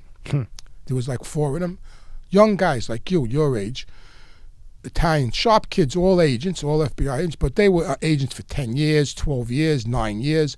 So we're sitting there, they were on that side of the table, and I'm over here, and I asked them, I said, what did your father do for a living? Oh, my father was Secret Service agent. What did your father do for? Because my father was retired FBI. My father's ICE, worked immigration. Yeah. All legitimate all the legitimate fathers. And I says, well, let me tell you all something. I said, every morning when you wake up, thank God that your fathers weren't wise guys, because if your fathers were wise guys, you may be sitting in this chair and I might be sitting in your chair. That's a good point. Yeah. What'd they say to you? They said, yeah. They said, you're right. They They actually said, yeah? Yeah. Wow. Yeah. It's the luck of the draw. Yeah. My father was a wise guy, and that's the environment. And so it did lead. It fed into my addiction because of the whole lifestyle. Don't forget, I'm out in the 70s and 80s. I'm out every night. I'm hanging out with celebrities. My father's hanging out with Frank Sinatra, Frankie Valli, Jay Black. I'm in the Ritz every night. I'm drinking with Keith Richards. I'm hanging out with all these people. We're drinking, we're partying, but it wasn't an issue then. And then one day I woke up and it was an issue. Yeah. Now, how did your wife handle you running around every night? My first wife, not good. Not good. That didn't go over so well? She knew the lifestyle because she was raised in it too. Don't forget, her grandfather was a wise guy. Her uncle was a Murder's Inc. Her father was a knock-around guy. Her older brother, Louis. She handled it. She knew. She didn't like it. We had our arguments, but she always had my back. I tell you one thing about her. Alice always had my back. She was loyal. She was loyal. She always had my back. And when I did leave her, she never talked bad rap me to my son, like how people do. Your father's a weasel, a bum. And I always looked out for her financially for that reason. She never bad rapped me to my son, which she could have. She had all the right in the world, because I was not a good husband. I was never home. I was out a lot. Yeah, but she dealt with it. We had our ups and downs, but we would have stood together forever. Like if I didn't leave. Yeah, and how long were you married to her? 12 years. 12 years. Yeah. Wow. Yeah. And then you got remarried. Yeah. Then I went to prison. I went to prison in '91 for numbers, for policy. Fucking crazy, man. I got to prison. I got a 1 1/3 to 6. Went to prison. What'd they give you for the numbers? 1 1/3 to 6. So that's I did 16 months. God, Yeah. wow. And I got arrested For because numbers? yeah, and I got arrested because of John Gotti. Oh shit. So we have a number office in Jamaica, Queens, right? Which is, it's a black neighborhood. It's Jamaica, Queens, right? So what happened was we had an office in there, and the house on the corner, there was a bunch of Jamaican guys that was selling weed, and the drug task force was watching this house. And this guy, Freddie, that stood with John Gotti, for some reason decided to come to our office in Jamaica to see us instead of waiting in the neighborhood for us. And the drug enforcement guy saw him walk across the street and go, what the fuck is this guy doing in this neighborhood? He hangs out with John Gotti. So they called up the organized crime task force, the Queens DA's office, and said, listen, we just saw Freddie DiCongilio going into this building. This guy stays with John Gotti. What is he doing in this neighborhood, walking into a building? They came, surveilled the building, and they took our pictures, and boom, that was it. A month later, boom, the door came down. I got 6 years. Yeah. So you kind of like, Yeah. I mean, if you think about it, you like unintentionally got nailed. Yeah, exactly. Because they weren't looking at you, they were looking at the other exactly. guy, Yeah. and then this asshole Boom. can't wait, and comes over and gets you a six-piece. Yeah. So I went to prison in 91. I got out in 92, and her mother, my second wife, I knew her from when she was a little kid. We all grew up in the Ozone Park together, so I knew her, and she actually dated my brother for a while. I actually have pictures of her, my brother and her, and me and my first wife out on double dates. The fuck? At the Copa. I have pictures of us at the Copa. That's got to be a little bit of a mind fuck, right? When you look at that. Yeah. So she came to say hello to me. She came around. My cousin Andrea, who was really good friends with her, said to me, listen, Valerie was asking for you. She knows you're home. So I said, oh, how's she doing? Is she still working for her father at Flowerama? She goes, yeah. So I called there, and I says, what's going on? She goes, oh, nothing. I said, come on, we'll go out for dinner. And we got together, and we wound up getting married and having a beautiful daughter. You got lucky. Yeah. Everything worked out well. Yeah, huh? until it didn't. Yeah. Until it didn't. Yeah. And then, no, we're still, one thing I have to say, we were all good friends. We are very good friends. What were you when she was a baby? Were you locked up? Were you there when she was young? Yeah, I was. I went away when she was 3. How was the first 2 years? With my daughter? Yeah. Oh, it was great. Yeah, it was great. But she had a tough. You're gonna get me killed. Yeah, it was great. It was fine. She was a good kid. She was quiet. I cut her umbilical cord, so yeah, she was a good kid. It's and even that, so she was born in 93. In 95, my house gets raided. Right, so my house gets raided. It's 5 o'clock in the morning. She's sleeping in the crib, and the bell rings, and my wife's laying next to me, and I hear the bell ring, and now I know who it is. I You know when it's that time. You know. the It's clock time. was 4:34. That's I early. go, oh, fuck. So my wife goes, who is that? I go, I don't know. Go look out the window, because we lived on the second. I had a triplex condo. I was on the 3rd floor. She looks at it. She goes, oh, my God, the whole block's lit up. There's people running all over the street. And then I heard a knock on the door. Boom, boom, boom. So You knew it was over, right? 20 of them out there. So I go down, open up the door. They came rushing in. And she's a little kid. She's in the crib. She gets out of the crib. She's in a diaper, and she's going around. And they got me handcuffed on the couch. And she's going, Daddy, are these your friends? Daddy, are these your friends? It was like, it's tragic. It's funny, but it's it's not. And she's going, Daddy, are these your friends? Daddy, They are not his friends. Yeah. If you can remember any of that, they are not his friends. Yeah, and I got arrested in 95, and then I went away, and then I got re-indicted in Florida. But yeah, so then I went away when she was 3, and then when I came out, she was 11. And then I came out in 04, and then I stood home for about 2 years. Then I left, and she moved out of state. We all moved out of state, and it's been rough. I think it's probably, I just had my first daughter, so I would think that it's tough to go in there with a girlfriend or a wife. It's tough in general, but then to have kids yet, I mean, because you had 2 at the time, right? Yeah, 2. Because you had your son, and then you had your 14, daughter. Right. So I mean, how was that the toughest stretch that you did? Yeah. Well, when you're in that life, you don't think of, like, jail's never in your mind. It's hard to. It's not. It's like I'm committing crime. Listen, I'm committing crimes all day. Like every waking moment, as long as my eyes are open, we're committing crimes.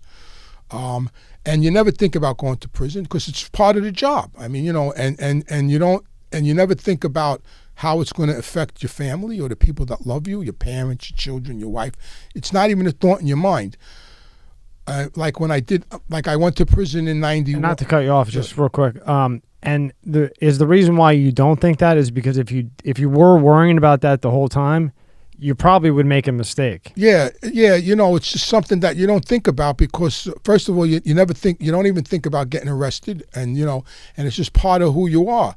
You know, so when I got arrested, like when I got arrested I got arrested in '89. When I went to prison in '91, I got arrested in '89. Then I got rearrested in '90, and I went away in '91. My son was already 8. She wasn't born yet. My son was 8.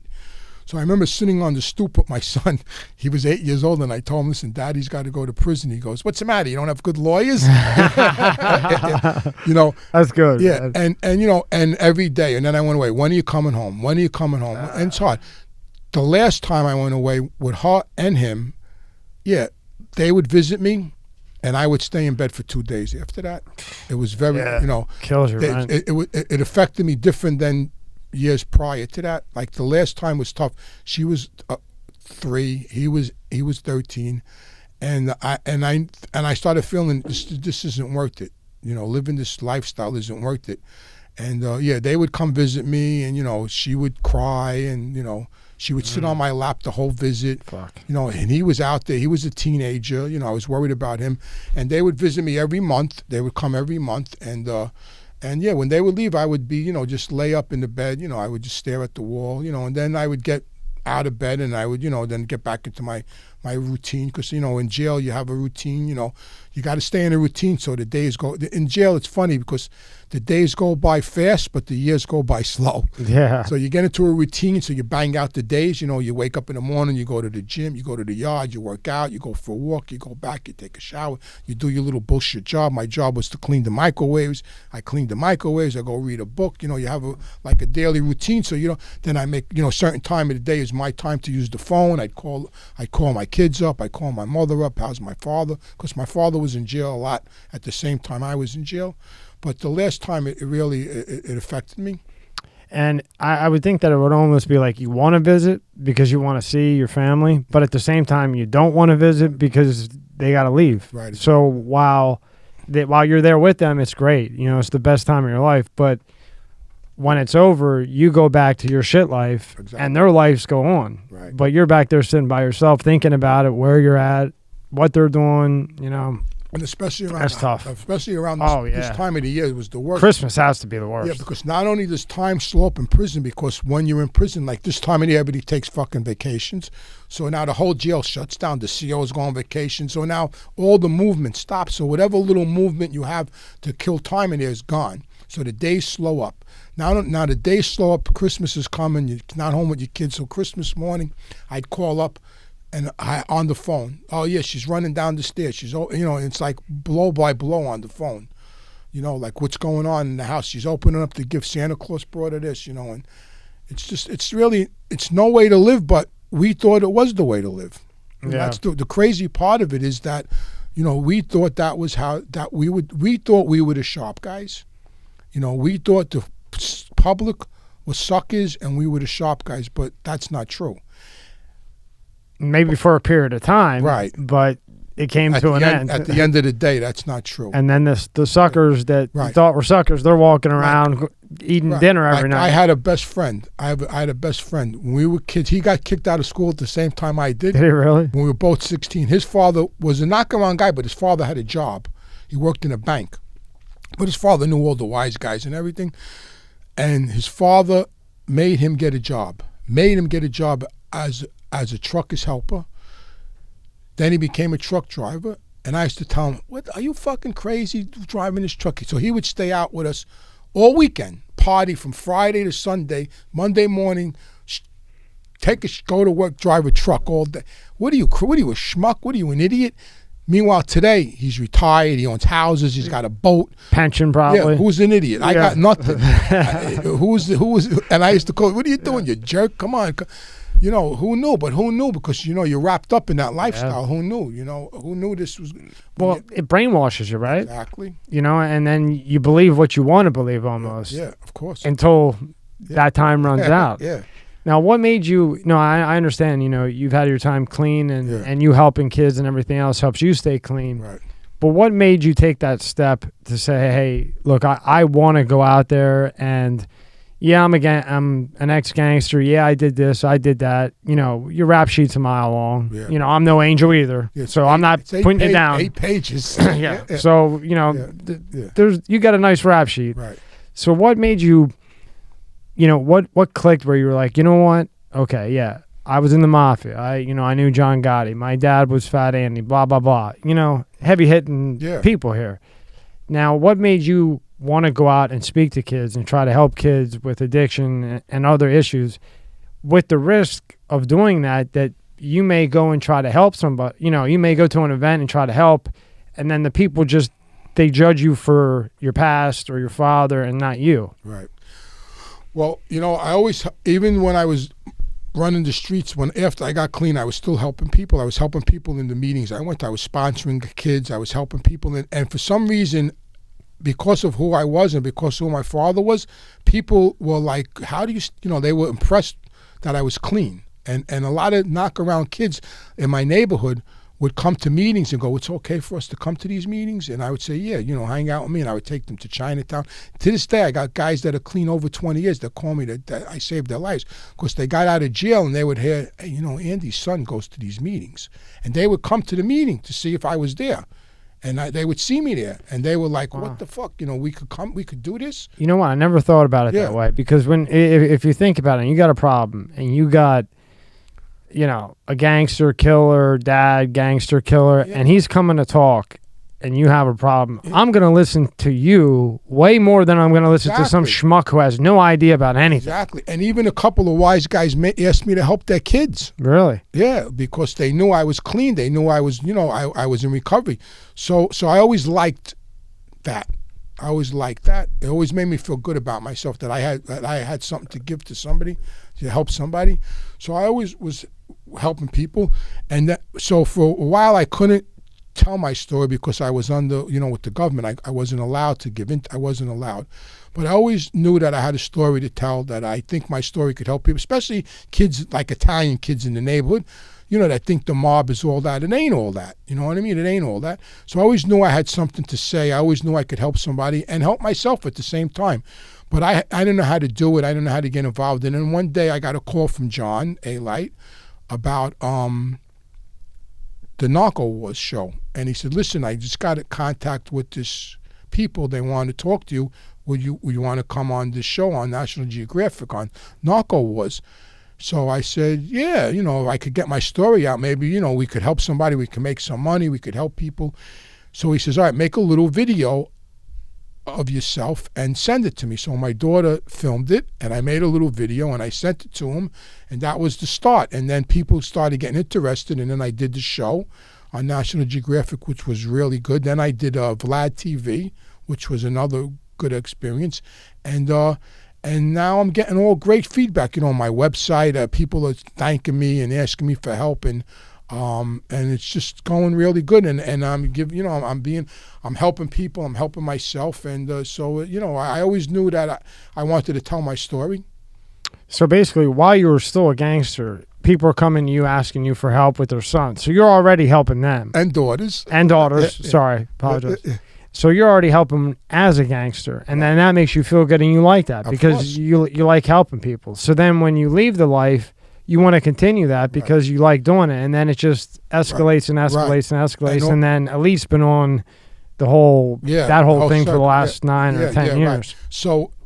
So now I'm living in another state. You know, I'm under the protection of the FBI. I'm living in another state, and a very, very dear friend of mine from New York who was also in recovery calls me one day, and he says to me, listen, you want a job in a treatment center? I said, as what? He goes, well, listen, I told the owner of the treatment center your story because he knew my story. He goes, I told him your story, I told him your life experience, and he thinks you would make a really good counselor. Counselor. Yeah. Wow. So I says, all right, well, he says, but you have to go back to school. I said, what the fuck school? I got to go back to school. He goes, listen, he goes, the company will pay for the school. It's 14 months. You just got to go on Saturday for a couple of hours and get certified. He says, come to Florida. And that was that. And that was it. So I went, I got the job, and I worked in a treatment center, and I liked it, you know, and I worked as a counselor, and I was a case manager, and now I'm getting paid to help people. So now I'm not only helping kids, I'm getting paid for it. Plus I'm making meetings on the side. I'm making my own meetings. So I always enjoyed helping people, especially from getting off drugs, because I know the desperation behind it. You know what I mean? I know that desperation, and you know, and then they'll know that I'll tell them little stories like kids that were like in jail, and like then I would tell them, you know, you did 14 years, like, you know, and I would give them little bits of my life, And I bet that makes them respect you. exactly, and that hooked them. Yeah. And I could see it, so I learned through that experience that my life experience could hook somebody into helping them. Yeah, because your past has, for people that don't know about that life, you know, your past is intriguing, right? So then when you come to talk, like we just said, they're going to listen to you, and it seems like that's what just got you hooked. Boom, right. Now, are you still working at the rehab? I'm working at a treatment center, not the same one, a different one. What do you see the most of nowadays? Fentanyl. Fentanyl, really? That carpal fentanyl? Yeah, it's a plague. It's killing everybody. It's killing all the.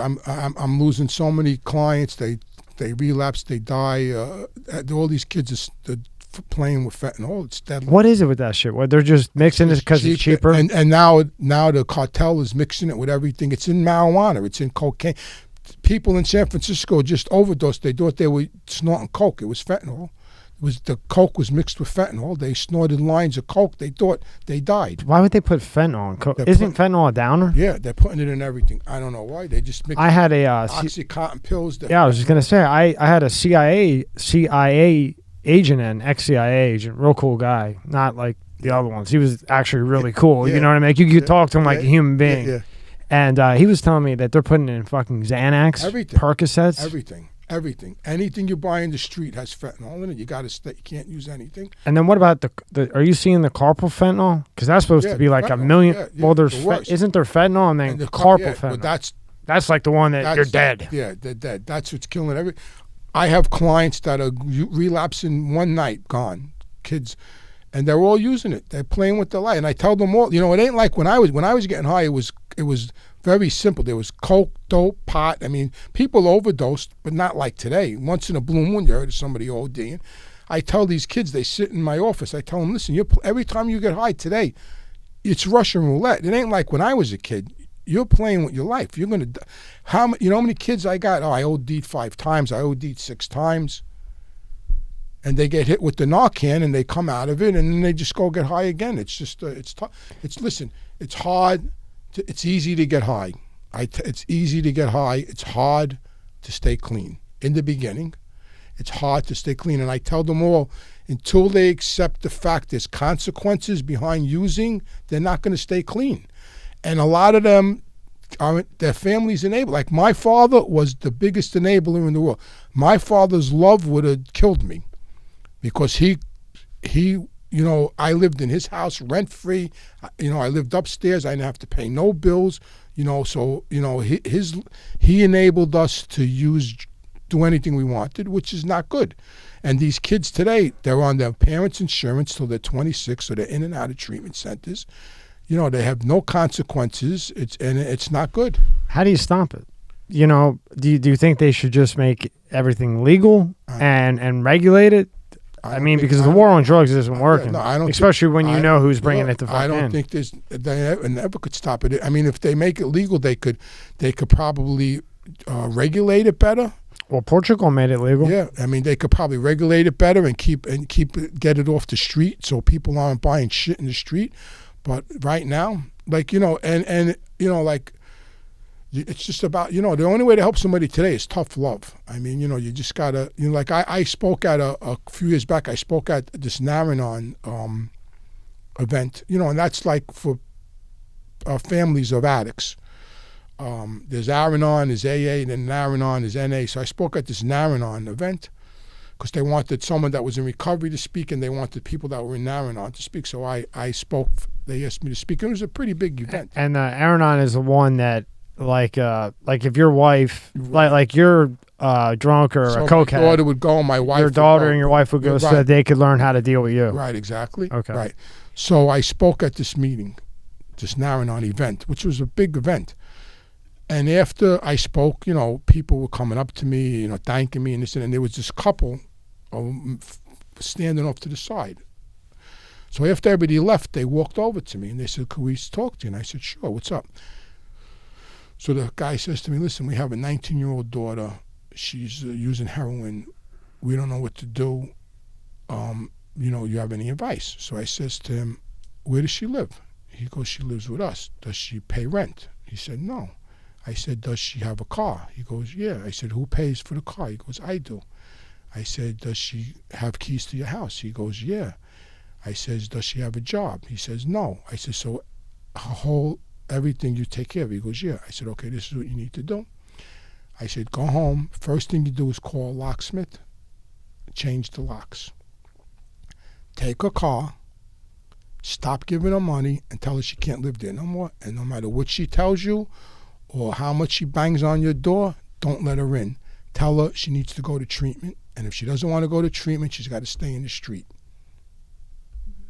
And that's what you're talking about with tough love, And he right? looked at me and he went, I can't do that."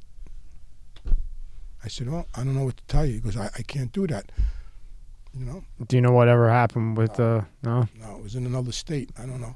Yeah. So I mean that's the bottom line with addiction. It's tough love. Otherwise, listen, if I didn't have to deal with consequences, I might have not have got clean. I was at the roof fell in on me. My father was in prison. How long was Tony Lee and them really going to put up with me? I mean, yeah, they cared about me and they looked out for me, but how long until they said, enough's enough? Right. And I knew I was headed in where I didn't want to go.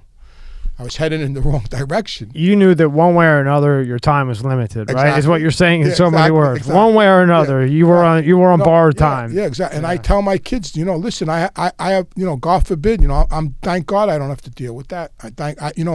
I go to work and I deal with kids my daughter's age, my son, and I go home and I tell my daughter, I go, thank God you're who you are, because I don't know how I would deal with an addict. Yeah. It's devastating. Like I said, that's why at the first when I saw 33 years, I mean I'm proud of you, Anthony. I mean that I don't know, I don't think I know anybody that's been clean 33 years. I know a lot of people, because they might do 5 years, 10 years. Yeah. I think 10 because you get like a chip or some shit. Medallions. Yeah, I had one of my friends. He's fucking crazy. His name, you probably know him, but his name's Vinny, and he went right. Yeah. Now listen to this shit, cokehead. Yeah. And basically, he had to go. He didn't have a choice. he had to go get clean, right? Yeah. So he goes and he has it in his head that he wants this 10-year chip. What color is the 10-year one? Pink, I think. Is that what color? That's the keychain. Yeah. Whatever the fuck the 10-year thing is that you get. Yeah. So he actually went exactly 10 years to get this chip. Yeah, without going prior to that. Yeah, because him and this other guy, Francisco and Franco, they were all going, and they were all trying to get this fucking chip for 10 years first, right? Franco falls off, whatever. Yeah. Vinny gets the chip on 10 years exactly. Gets the chip, bragging to everybody. Next day, he's got a gagger the size of Texas. Yeah. And that was it. He just did it for 10 years to get the chip. And then right, listen, he's lucky he didn't die. I know a guy that had 8 years, came and got a medallion on a Sunday night, and thought it was okay to go get one. Celebrate. And he died. It's the luck of the draw. So Anthony, you're in now that you're in this. How do you stop the fentanyl? I know you're saying you got to have hard love, but I don't think you could stop it. I don't think you can. I don't think the government's going to stop it. They're not going to stop it in Mexico. Like you said, the only thing, maybe legalize it, control it more. Get something controlled and then keep it, off the corners, off the street. I don't know how you stop it. That's what I think. Educate kids. pay attention to your kids more. I don't know. Like I asked my father, like, I have a drug problem. My brother had a drug problem. My sister had a drug problem. And I went up to visit my father one day before I went to prison in '96, and I told him, not for nothing, I got to ask you a question. Because I had kids now. I had 2 kids, right? I go, let me ask you a question. He goes, you had 3 kids. We all have drug problems. I said, not to hurt your feelings, because I love you, but you played a fucking part in this. Yeah, well, it runs in your family. Yeah. I said, you played a part in this. He goes, yeah, I know. I go, well, do you think what you did, what happened? He goes, yeah. He goes, I stopped paying attention. Well, yeah, that's what he said. I stopped paying attention. Well, at least he can admit that, though. Yeah, of course. Yeah. And I respect that. Yeah. So I think anybody that makes a mistake, as long as they can admit it, like a man, then fuck it, let it go. Why hold a grudge, right? He was too busy being Fat Andy. Well, he kind of did have a lot of shit to do. I used to tease him all the time. I go, yeah, I know, because you're the great I am. Yeah. Well, he was featured on Goodfellas, right? Yeah, he was good friends with all of them. Yeah, he was featured on Goodfellas in the beginning when they scanned the bamboo lounge. Yeah, because Francese's in there. Henry and my father didn't get along. Henry Hill? My father was very, very, very good friends with Paulie Vario. They were very tight, and Paulie Vario's brother Babe was one of my father's best friends. And my father was good friends with Tommy DeSimone and Jimmy Burke. What about Lefty? Lefty, he knew Lefty. He knew all of them. I listened to all the wiretaps. I'm dying to know somebody. Did you know Lefty? No, I know who he was, but I didn't know him. But your dad knew him. Yeah, of course. My father was great. But Henry, my father never liked Henry. It's funny because someone just asked me that the other day. My father never liked Henry. And when we used to go out and we would run into them, Henry would always stay off to the side because he knew my father didn't like him. So years later, when we're talking about Henry Hill from Goodfellas, right, exactly. Just so everybody Henry knows. Hill, yeah. right, exactly. Yeah. So when my father was in prison, my father had his larynx removed. He got cancer. So they sent him to Missouri to the prison hospital, and Paulie Vario was there in the prison hospital. So we would fly out there to visit him. Me, Pete the Killer, he was in the movie. Pete the Killer, Tony Lee, Paulie's son, Danny DeFeo. Danny, he was another little crazy guy. We would fly out to Missouri to see them, and my father would be sitting. We would all sit together. My father used to tell Paulie, "I told you, that fucking Henry. I never liked him." And my Paulie would go, "Hey, please don't stop breaking my balls now over Henry, because Henry put him in jail." Yeah. But Henry Hill put him in jail. Put Paulie Vario in jail. Oh, fuck. That's, I didn't know if that was true or not. Yeah, and they put him in jail. Jimmy Burke. So, but I knew them all too, So Henry had to mention my father in the movie because he knew him and he knew their relationship with Paulie. But I used to run around with Tommy DeSimone. Used to come pick me up, take me out with him, get high with him, drink, womanize with him. He was, and all of them. Jimmy, I dated Jimmy's daughter when we were kids, Kathy. We were good friends, Kathy Burke.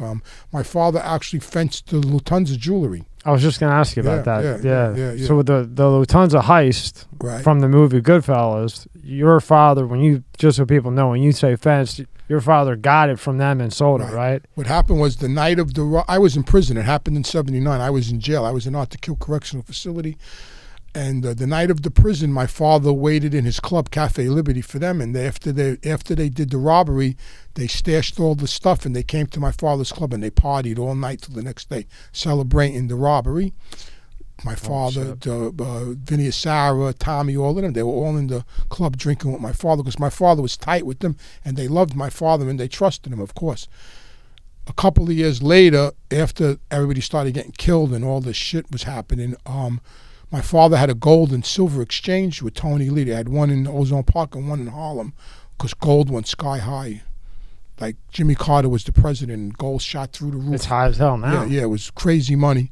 So they actually saved the jewelry off to the side. They kept, and they brought my father all the jewelry that they had from the robbery, and my father and Tony Lee sold all the jewelry.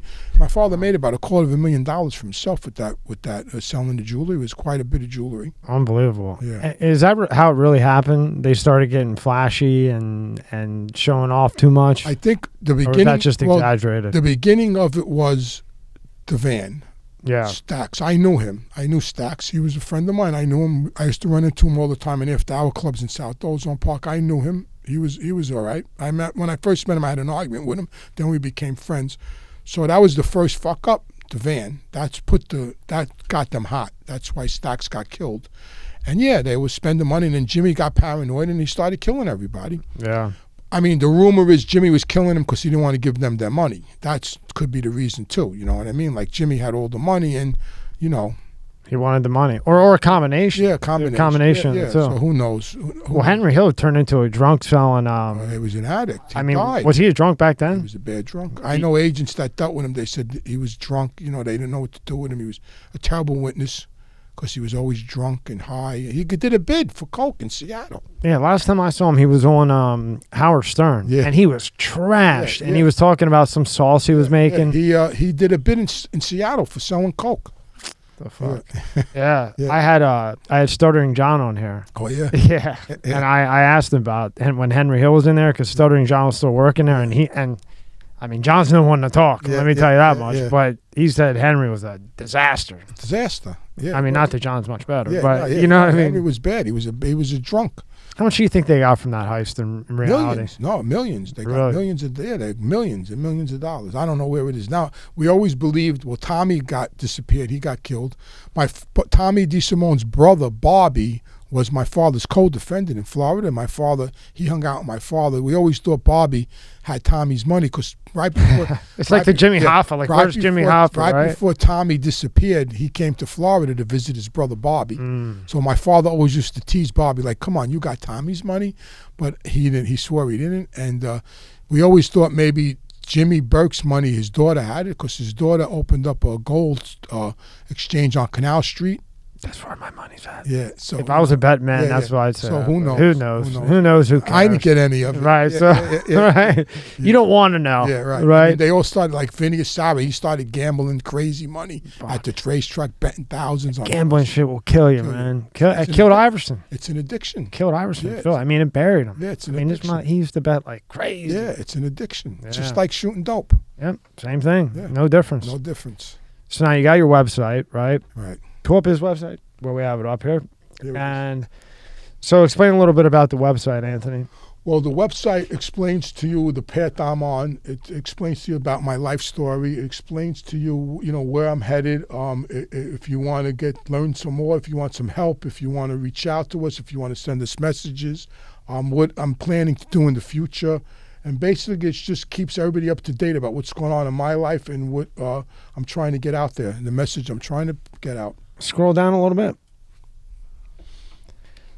And then you have November 6, 2021. Right, that was an event we were going to have. But unfortunately, we're going to still do that, but we're going to do that now at the end of the year. It's going to be a casino night with Reformed Gangsters, with myself, with Anthony Aralata, Bobby Luisi. These are all captains and from Boston. And he was actually from Philadelphia, Bobby. He was with the Philadelphia crew, Bobby. So you're rescheduling this date, right? Yeah, we're right? going to reschedule. Okay, so you could purchase tickets on there whenever Do you know what date it's going to be? We don't have a date yet, but as soon as we have it, we're going to put it up on the website. Can you buy tickets now if you wanted to? Yes, you can. Slow down, go back up there. And that's the show we did with National Geographic. Down. That's the show I did on Narco Was the Mob, episode 3, Drugs, Bugs, and the Dapper Don. Okay, so tell me about this. So with Narco Wars, so Elite's got the gig, right? He calls you and asks you if you want to be on it, and then your daughter takes a video of you. Right. Doing what? Just talking about my life, like, talking about, who I am, introducing myself and, showing some pictures of my father and, talking a little bit about John and just like basic stuff, time I did in prison. And I sent them the video. And then the next thing I know, this fellow from Max Stern, this guy from London, he was the director. He calls me from London because it was a UK National Geographic. It started out in England because for some reason in England, John and I are like little celebrities. You're like little fucking superstars. He's over there like every other week. There's something about the English people and the Italian Mafia, American Mafia, they're intrigued with it. So this guy, Max, calls me from London and he talks to me and I tell him, about my relationship with John Gotti, and he's like blown away. Oh my God, you got to be on the show. And that was it. And then about a month later, they sent a car for me. I went down to a studio and I filmed the episode. And then a couple of months later, they put it on National Geographic. How long did that take for them to film that with you? I was there in the studio. I was there about 4 hours. Not bad. Yeah, and then they edited it down to what they got. So it's funny because then they called me from London after they filmed John and I and go, listen, we don't know what to do, because John, I love John, So he says, we don't know what to do, how to break it to John, but I showed the interviews to the executives at National Geographic, and they were blown away by your interview, and they want to use you a little more than John. Oh. We're a little worried. I said, don't worry about it. John's okay with that. Don't worry, and he was, of course. So they used me a little more than him. I told John. I said, John, I was around a little longer than you, and I got more stories than you. Yeah. Now, was that the first time you were on a TV show? Yeah. That was the first time I was on a TV show. I did John's podcast before that. That was the first time I ever did anything like this on John's podcast. Then I did that after that. Did you feel weird when you saw yourself on there? Yeah, I felt, I watched it with, a bunch of people. My daughter was there. Yeah, it was cool. I think they did a really good job, so I was happy about that. That they didn't edit it too much, No, right? They did a really good job, and I really liked how they ended it, what they said about all the time I did, and now I help people in recovery. So I think they did a really good job, and they ended it well. Yeah. Okay, so they couldn't name it any better, Anthony, right? No, drugs, bugs, and the Dapper Don. And that's what it was about. It was about the heroin and the bugs that were in Angelo Quack's house in John. Yeah. Yeah. And then then I'm trying to get some. We're putting together a clothing line so people can go online now and see what we have and order stuff, and then we'll ship it out to them. That's just something new that we just started. I think if you get some T-shirts and stuff, I think it will sell. Yeah, we're trying. We're trying. We're trying. And then we have another thing now on the line where I just signed with a company, M2, with a production company, and we're putting together some stuff. And we just had a meeting with Netflix, and we're waiting to have the second meeting with them. So that's another thing that'll be up on the website as soon as everything's finalized. So what might happen with Netflix? What do they want, a documentary? We're trying to do a docudrama. We're trying to put together a show about, my father's life and my life, about, how people think glamorize the mob, and at the end of the day it's really not glamorous, and it's not really a success story, because people are under the impression, they watch these movies and they think it's all that, and don't get me wrong, like I said earlier, at one time it was all that. I loved being in the mob, I loved the lifestyle, but at the end of the day it's really not glamorous. My daughter suffered, my son suffered, I suffered, my father died, broke, alone. John died chained to a bed. I mean, so at the end of the day, it's really, not a good lifestyle. And so the message I'm trying to get out with this with this company is that, I'm a person that was born into the mob. I was born, wise guys changed my diapers. I was raised in it. I lived it, and I got out of it. And I have a story to tell that, that people could change their lives and people could help people instead of hurting people. And with you, you're different because there's more ways than one. Not only did you get out of the mob, you beat an addiction. Yeah. Which I think beating an addiction is harder than getting out of the mob. You know what the hardest thing the hardest thing for me to do was? What? Put down the cigarettes. Was it? That was the hardest thing. Because when I got clean, I was a big smoker, heavy smoker. I can't stop hitting this fucking vape. See, I've been trying, man. And then I hope this don't bother you, because I can't stop. Not at all. And then in '97, when I was away in federal prison, and I didn't want to get sick, and I knew I had to quit smoking, and I applied the same principle to cigarettes that I did to drugs. I just refused. I just threw them out, and I refused to smoke. And I went fucking crazy for 2 weeks. I lost my mind. I would run out of my cell, and my friends would yell, "Smoke a fucking cigarette!" They would yell at me, and I would be running up and down the tier, and they would, tease me, and I refused to smoke. And then it just went away. It just went away. What did it take? 2 weeks, though? 2 weeks, but it was 2 weeks of hell, right? Torture. It was the hardest thing, harder than the drugs. It was the hardest thing I ever did. Listen to me. I had a little bit of a run-in. Yeah. And where I was, they had chew, cigarettes, everything. And you got nothing else to do. Yeah, of course. Yeah. So, and I had never chewed ever. But all you got to do, I mean, you had a TV and a bunk, so you had cable, which was cool. Yeah. So, I said, I'm in there, the guy with me, he's like a hick. He's like off like no common interest. Like this guy is like what do you put those things on cows to milk them and shit? Yeah. He's got like a cow thing, and he did some fraud thing with cows. That's who is my bunkie. Yeah, all right. But we got a TV. Yeah, what are you gonna do? And we got along. We like sports. Yeah. He'd watch his car show, and then I'd watch my show. But he would dip. All right. So I said, fuck it. I'm already here anyway. Yeah, I'm already smoking. So now, next thing you know, I got a gagger, a dip in this big like this with a cigarette over here, watch a TV show. Yeah. You nothing else to do. Nothing else to do. Then I got out, and boy, was that a bitch to stop. So, yeah, I know. It's tough. It's a hard You take thing cigarettes and to stuff. It's a dip, yeah. Yeah, the nicotine's like 10 times as strong. Yeah, it's going right in. And I was, when you're in there, you're irritated because you're in there, you want to get out. And in the state, it's like the parole thing, the parole hearing bullshit.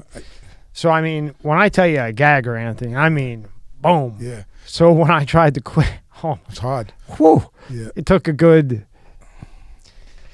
me going, I don't even know. I think that cup, like spitting in the shit I know. in the car. That's all the why I fucking never time. dipped. I used to see the guys walking around with them. No, I always hated bottles. it. I always hated it. But believe me, Anthony, if you were in there, you would just anything to get a buzz or something to do. I smoked Bugler. I smoked cigarettes.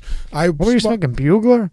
I rolled tobacco and Christ. I ripped pages out of the Bible and smoked tobacco out of. When I was smoking years ago in jail and I had no cigarette, I would smoke Bugler top. I would smoke That's anything. nasty ass shit. But in '97, now when I got to 10 years, I knew I was going to be there for a minute, and I said, "Listen, I don't want to get sick in here." I was in my 40s now. I was not a kid anymore. I knew that now I was going to be there till I was 51. I knew now I was going to have to put some time in, and I didn't want to get sick in there. So I said, I got to quit smoking. I got to get in shape. I was overweight. I was, the first thing I had to do was put the cigarettes down, and I did, and then I started exercising, working out. I got in shape, and I started taking care of myself. I started reading. I started, getting mentally prepared, and I started eating, trying to eat as healthy as I could because I knew getting sick in there, you're fucked. You know what I mean? So I tried to stay as healthy as I could.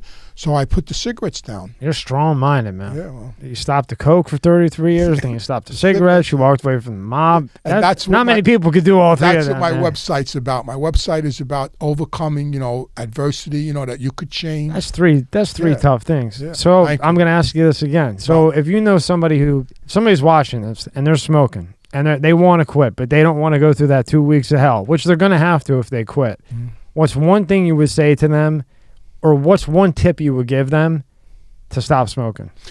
The feeling of wanting a cigarette is not going to kill you like smoking a cigarette. That's pretty good. You understand? That could be a commercial. Right, exactly. Because feelings aren't facts. Just because I feel like doing something doesn't mean I have to do it. Right? That's good. So just because I feel like smoking a cigarette, like I wanted to smoke a cigarette with every fiber of my being. Like I hyperventilated one night. I wanted to smoke so because you got to understand, I'm in my 40s now, and I've been smoking since I'm 12 years old. Like Susan Gurney, I remember the first cigarette I smoked, she stole a Pall-Mall out of her grandmother's pack. And we went up to the factories, and her and I smoked it when I was 12, a Pall-Mall. Yeah. Then I started stealing my father's Marlboro. So I'm smoking now 30 years. So, Straight. Yeah, straight. So my advice is, you're going to want to smoke, and you're going to think you need to smoke, otherwise you're going to die. But that feeling won't kill you. But lighting that cigarette up, that will fucking kill you. That's pretty good. Yeah. Not that I'm going to stop this right now, but at least this is a little bit my son vapes. I don't know nothing about it. I every kid that I work with vapes. Like every kid in the treatment center, they smoke, they vape. They don't know what the fuck they want to do. Who's got a patch on?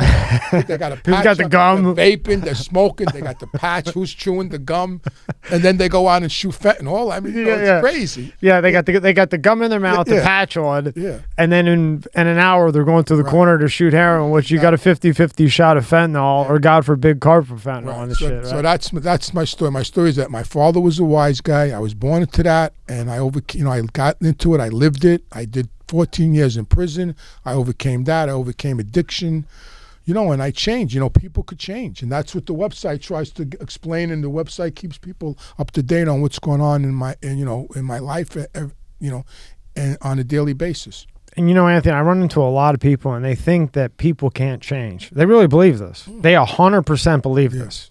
I've been doing this roughly a year, and I can't tell you how many people I ran into that think that people can't change. They really, truly believe that. Yeah. And you're a perfect example, and so is actually Elite. I mean, fuck. Yeah, change. listen, change is not easy. It's hard. Listen, the hardest thing to do is it's easy to be a criminal. It's easy to get high. It's easy. I know how to do that really well. When I got out of this life, I had no skills.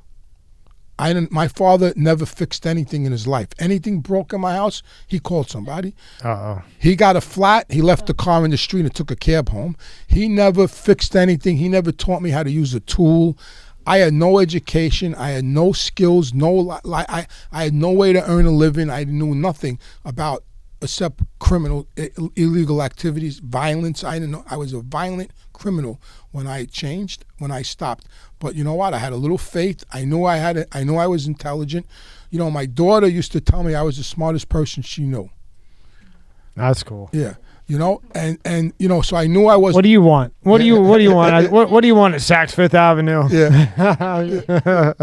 Get the wallet out, Daddy. We took her to Nordstrom's today. Uh-oh. Yeah. So. Don't take her to Worth Avenue.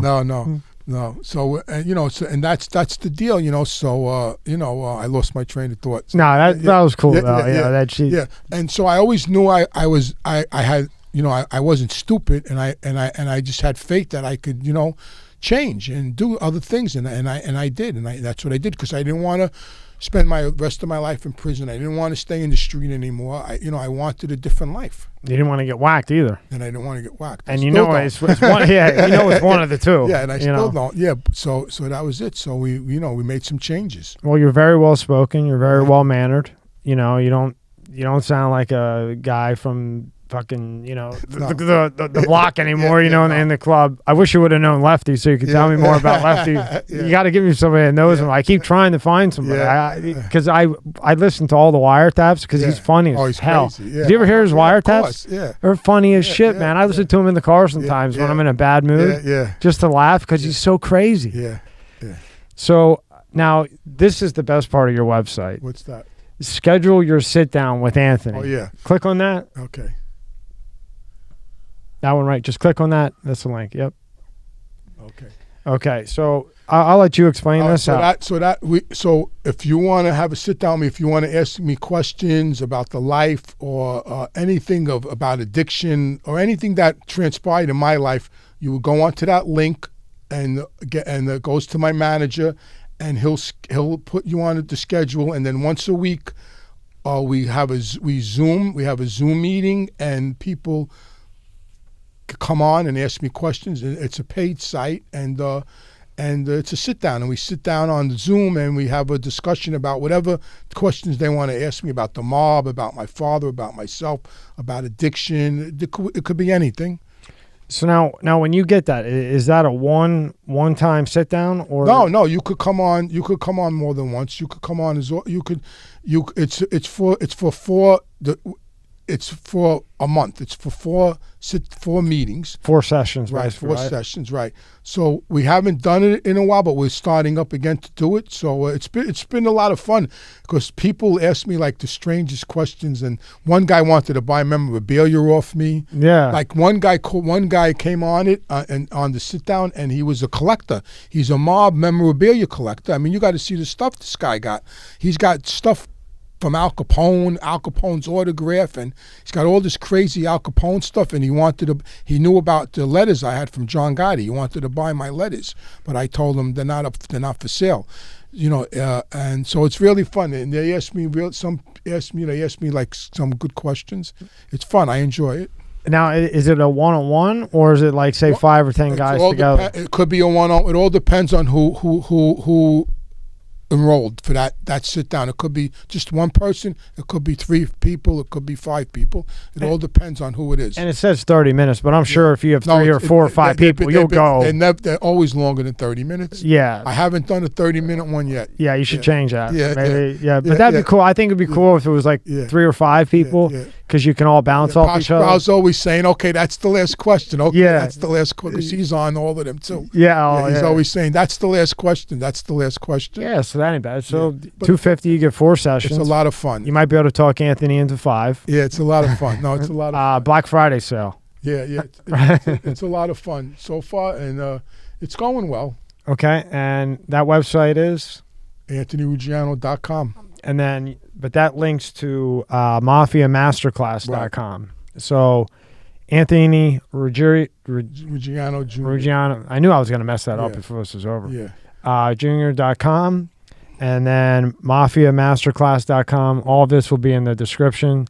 And then you'll have this set up by then, right? Oh yeah, definitely. Ready to rock and roll. Without a doubt, it's ready.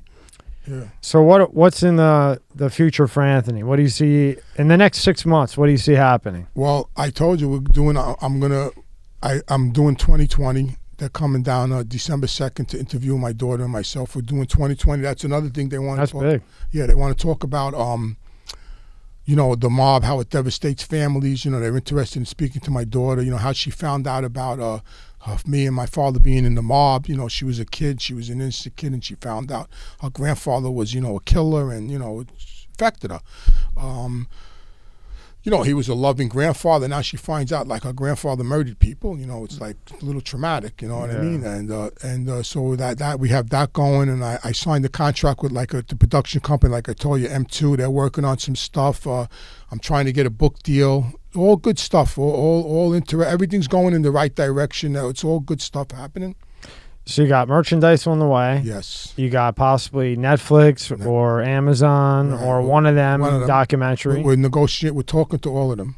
And then you got 2020. That's huge. That's happening. Are you excited? You excited for 2020? We took her shopping today. We bought it. You nervous? A little bit, yeah. Is she?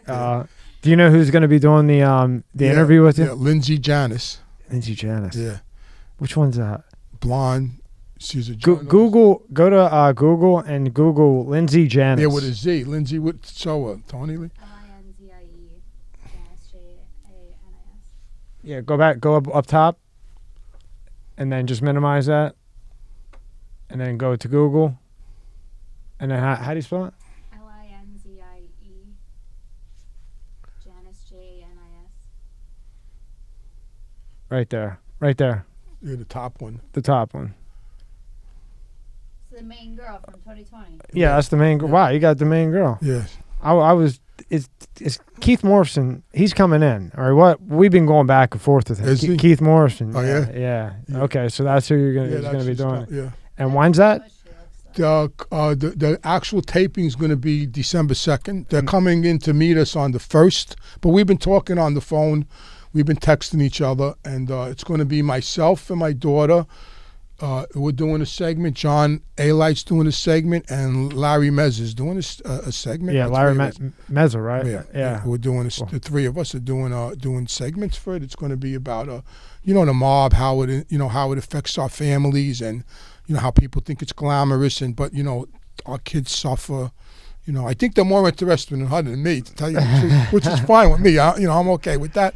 You'd rather be in the background. She has a story to tell. Our kids have a story to tell. I have a story to tell. My father, was a wise guy. I tell you how my mother dragged me through in apartment buildings. It's traumatic. Of course. And there's definitely PSD. Yeah, and people, post-traumatic. Yeah, right. And people don't talk about that. People just talk about mob shit. About how great they were and how many people they killed and this and that. Meanwhile, what about your kids? What about your wife? What about your victims' families? I feel bad for my victims' families. I did a lot of damage out there to people. And, and while you're doing it, you don't really give a fuck. It's not even a thought on your mind. You have no conscience. You don't give a fuck. You're robbing people. I used to rob 10 cars a night. We had a stolen car ring. We were robbing 10, 20 cars a night. These poor people in the morning, they got up to go to work. Their fucking car was gone in the middle of the winter. I didn't give a fuck about it. Might be a little cold. Yeah. Who cares? We're taking credit cards. We had a credit card business. We're banging out credit cards, ruining people's credits. They don't even know their card's missing. Yeah. It's just a crazy lifestyle. Well, you definitely have a story, and you definitely have a documentary, if not a series. Yeah. Hopefully. Based on the strength of your father. Yeah. You know what I mean? Just on that alone, Definitely. And then you throw you in there. Yeah. You got a kick. It's just a matter of time. We'll see.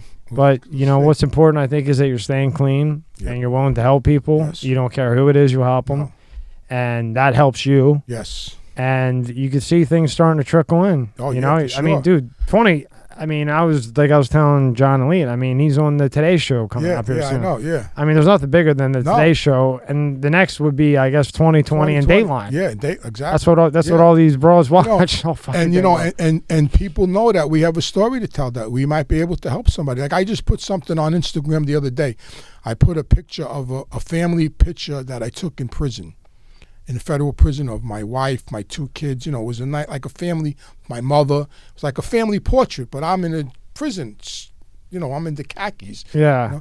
And I put on, my Instagram, and I said, for any Italian kid out there now that thinks the mafia is all that, these are your future family portraits, federal prison. So that's cool. Yeah. Yeah. And that's the message. That's the message. I don't want people to think that I was all that. I don't want them to think that it's not all that.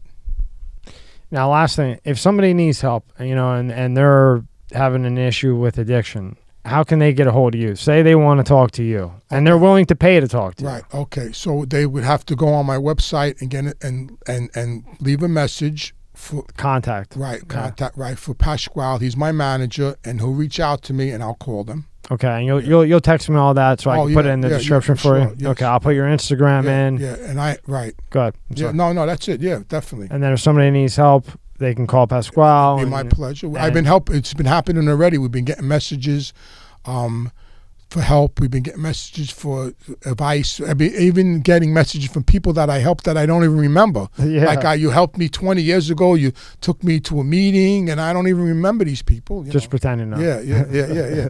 Yeah, but it's all good stuff. And then when's the merchandise coming?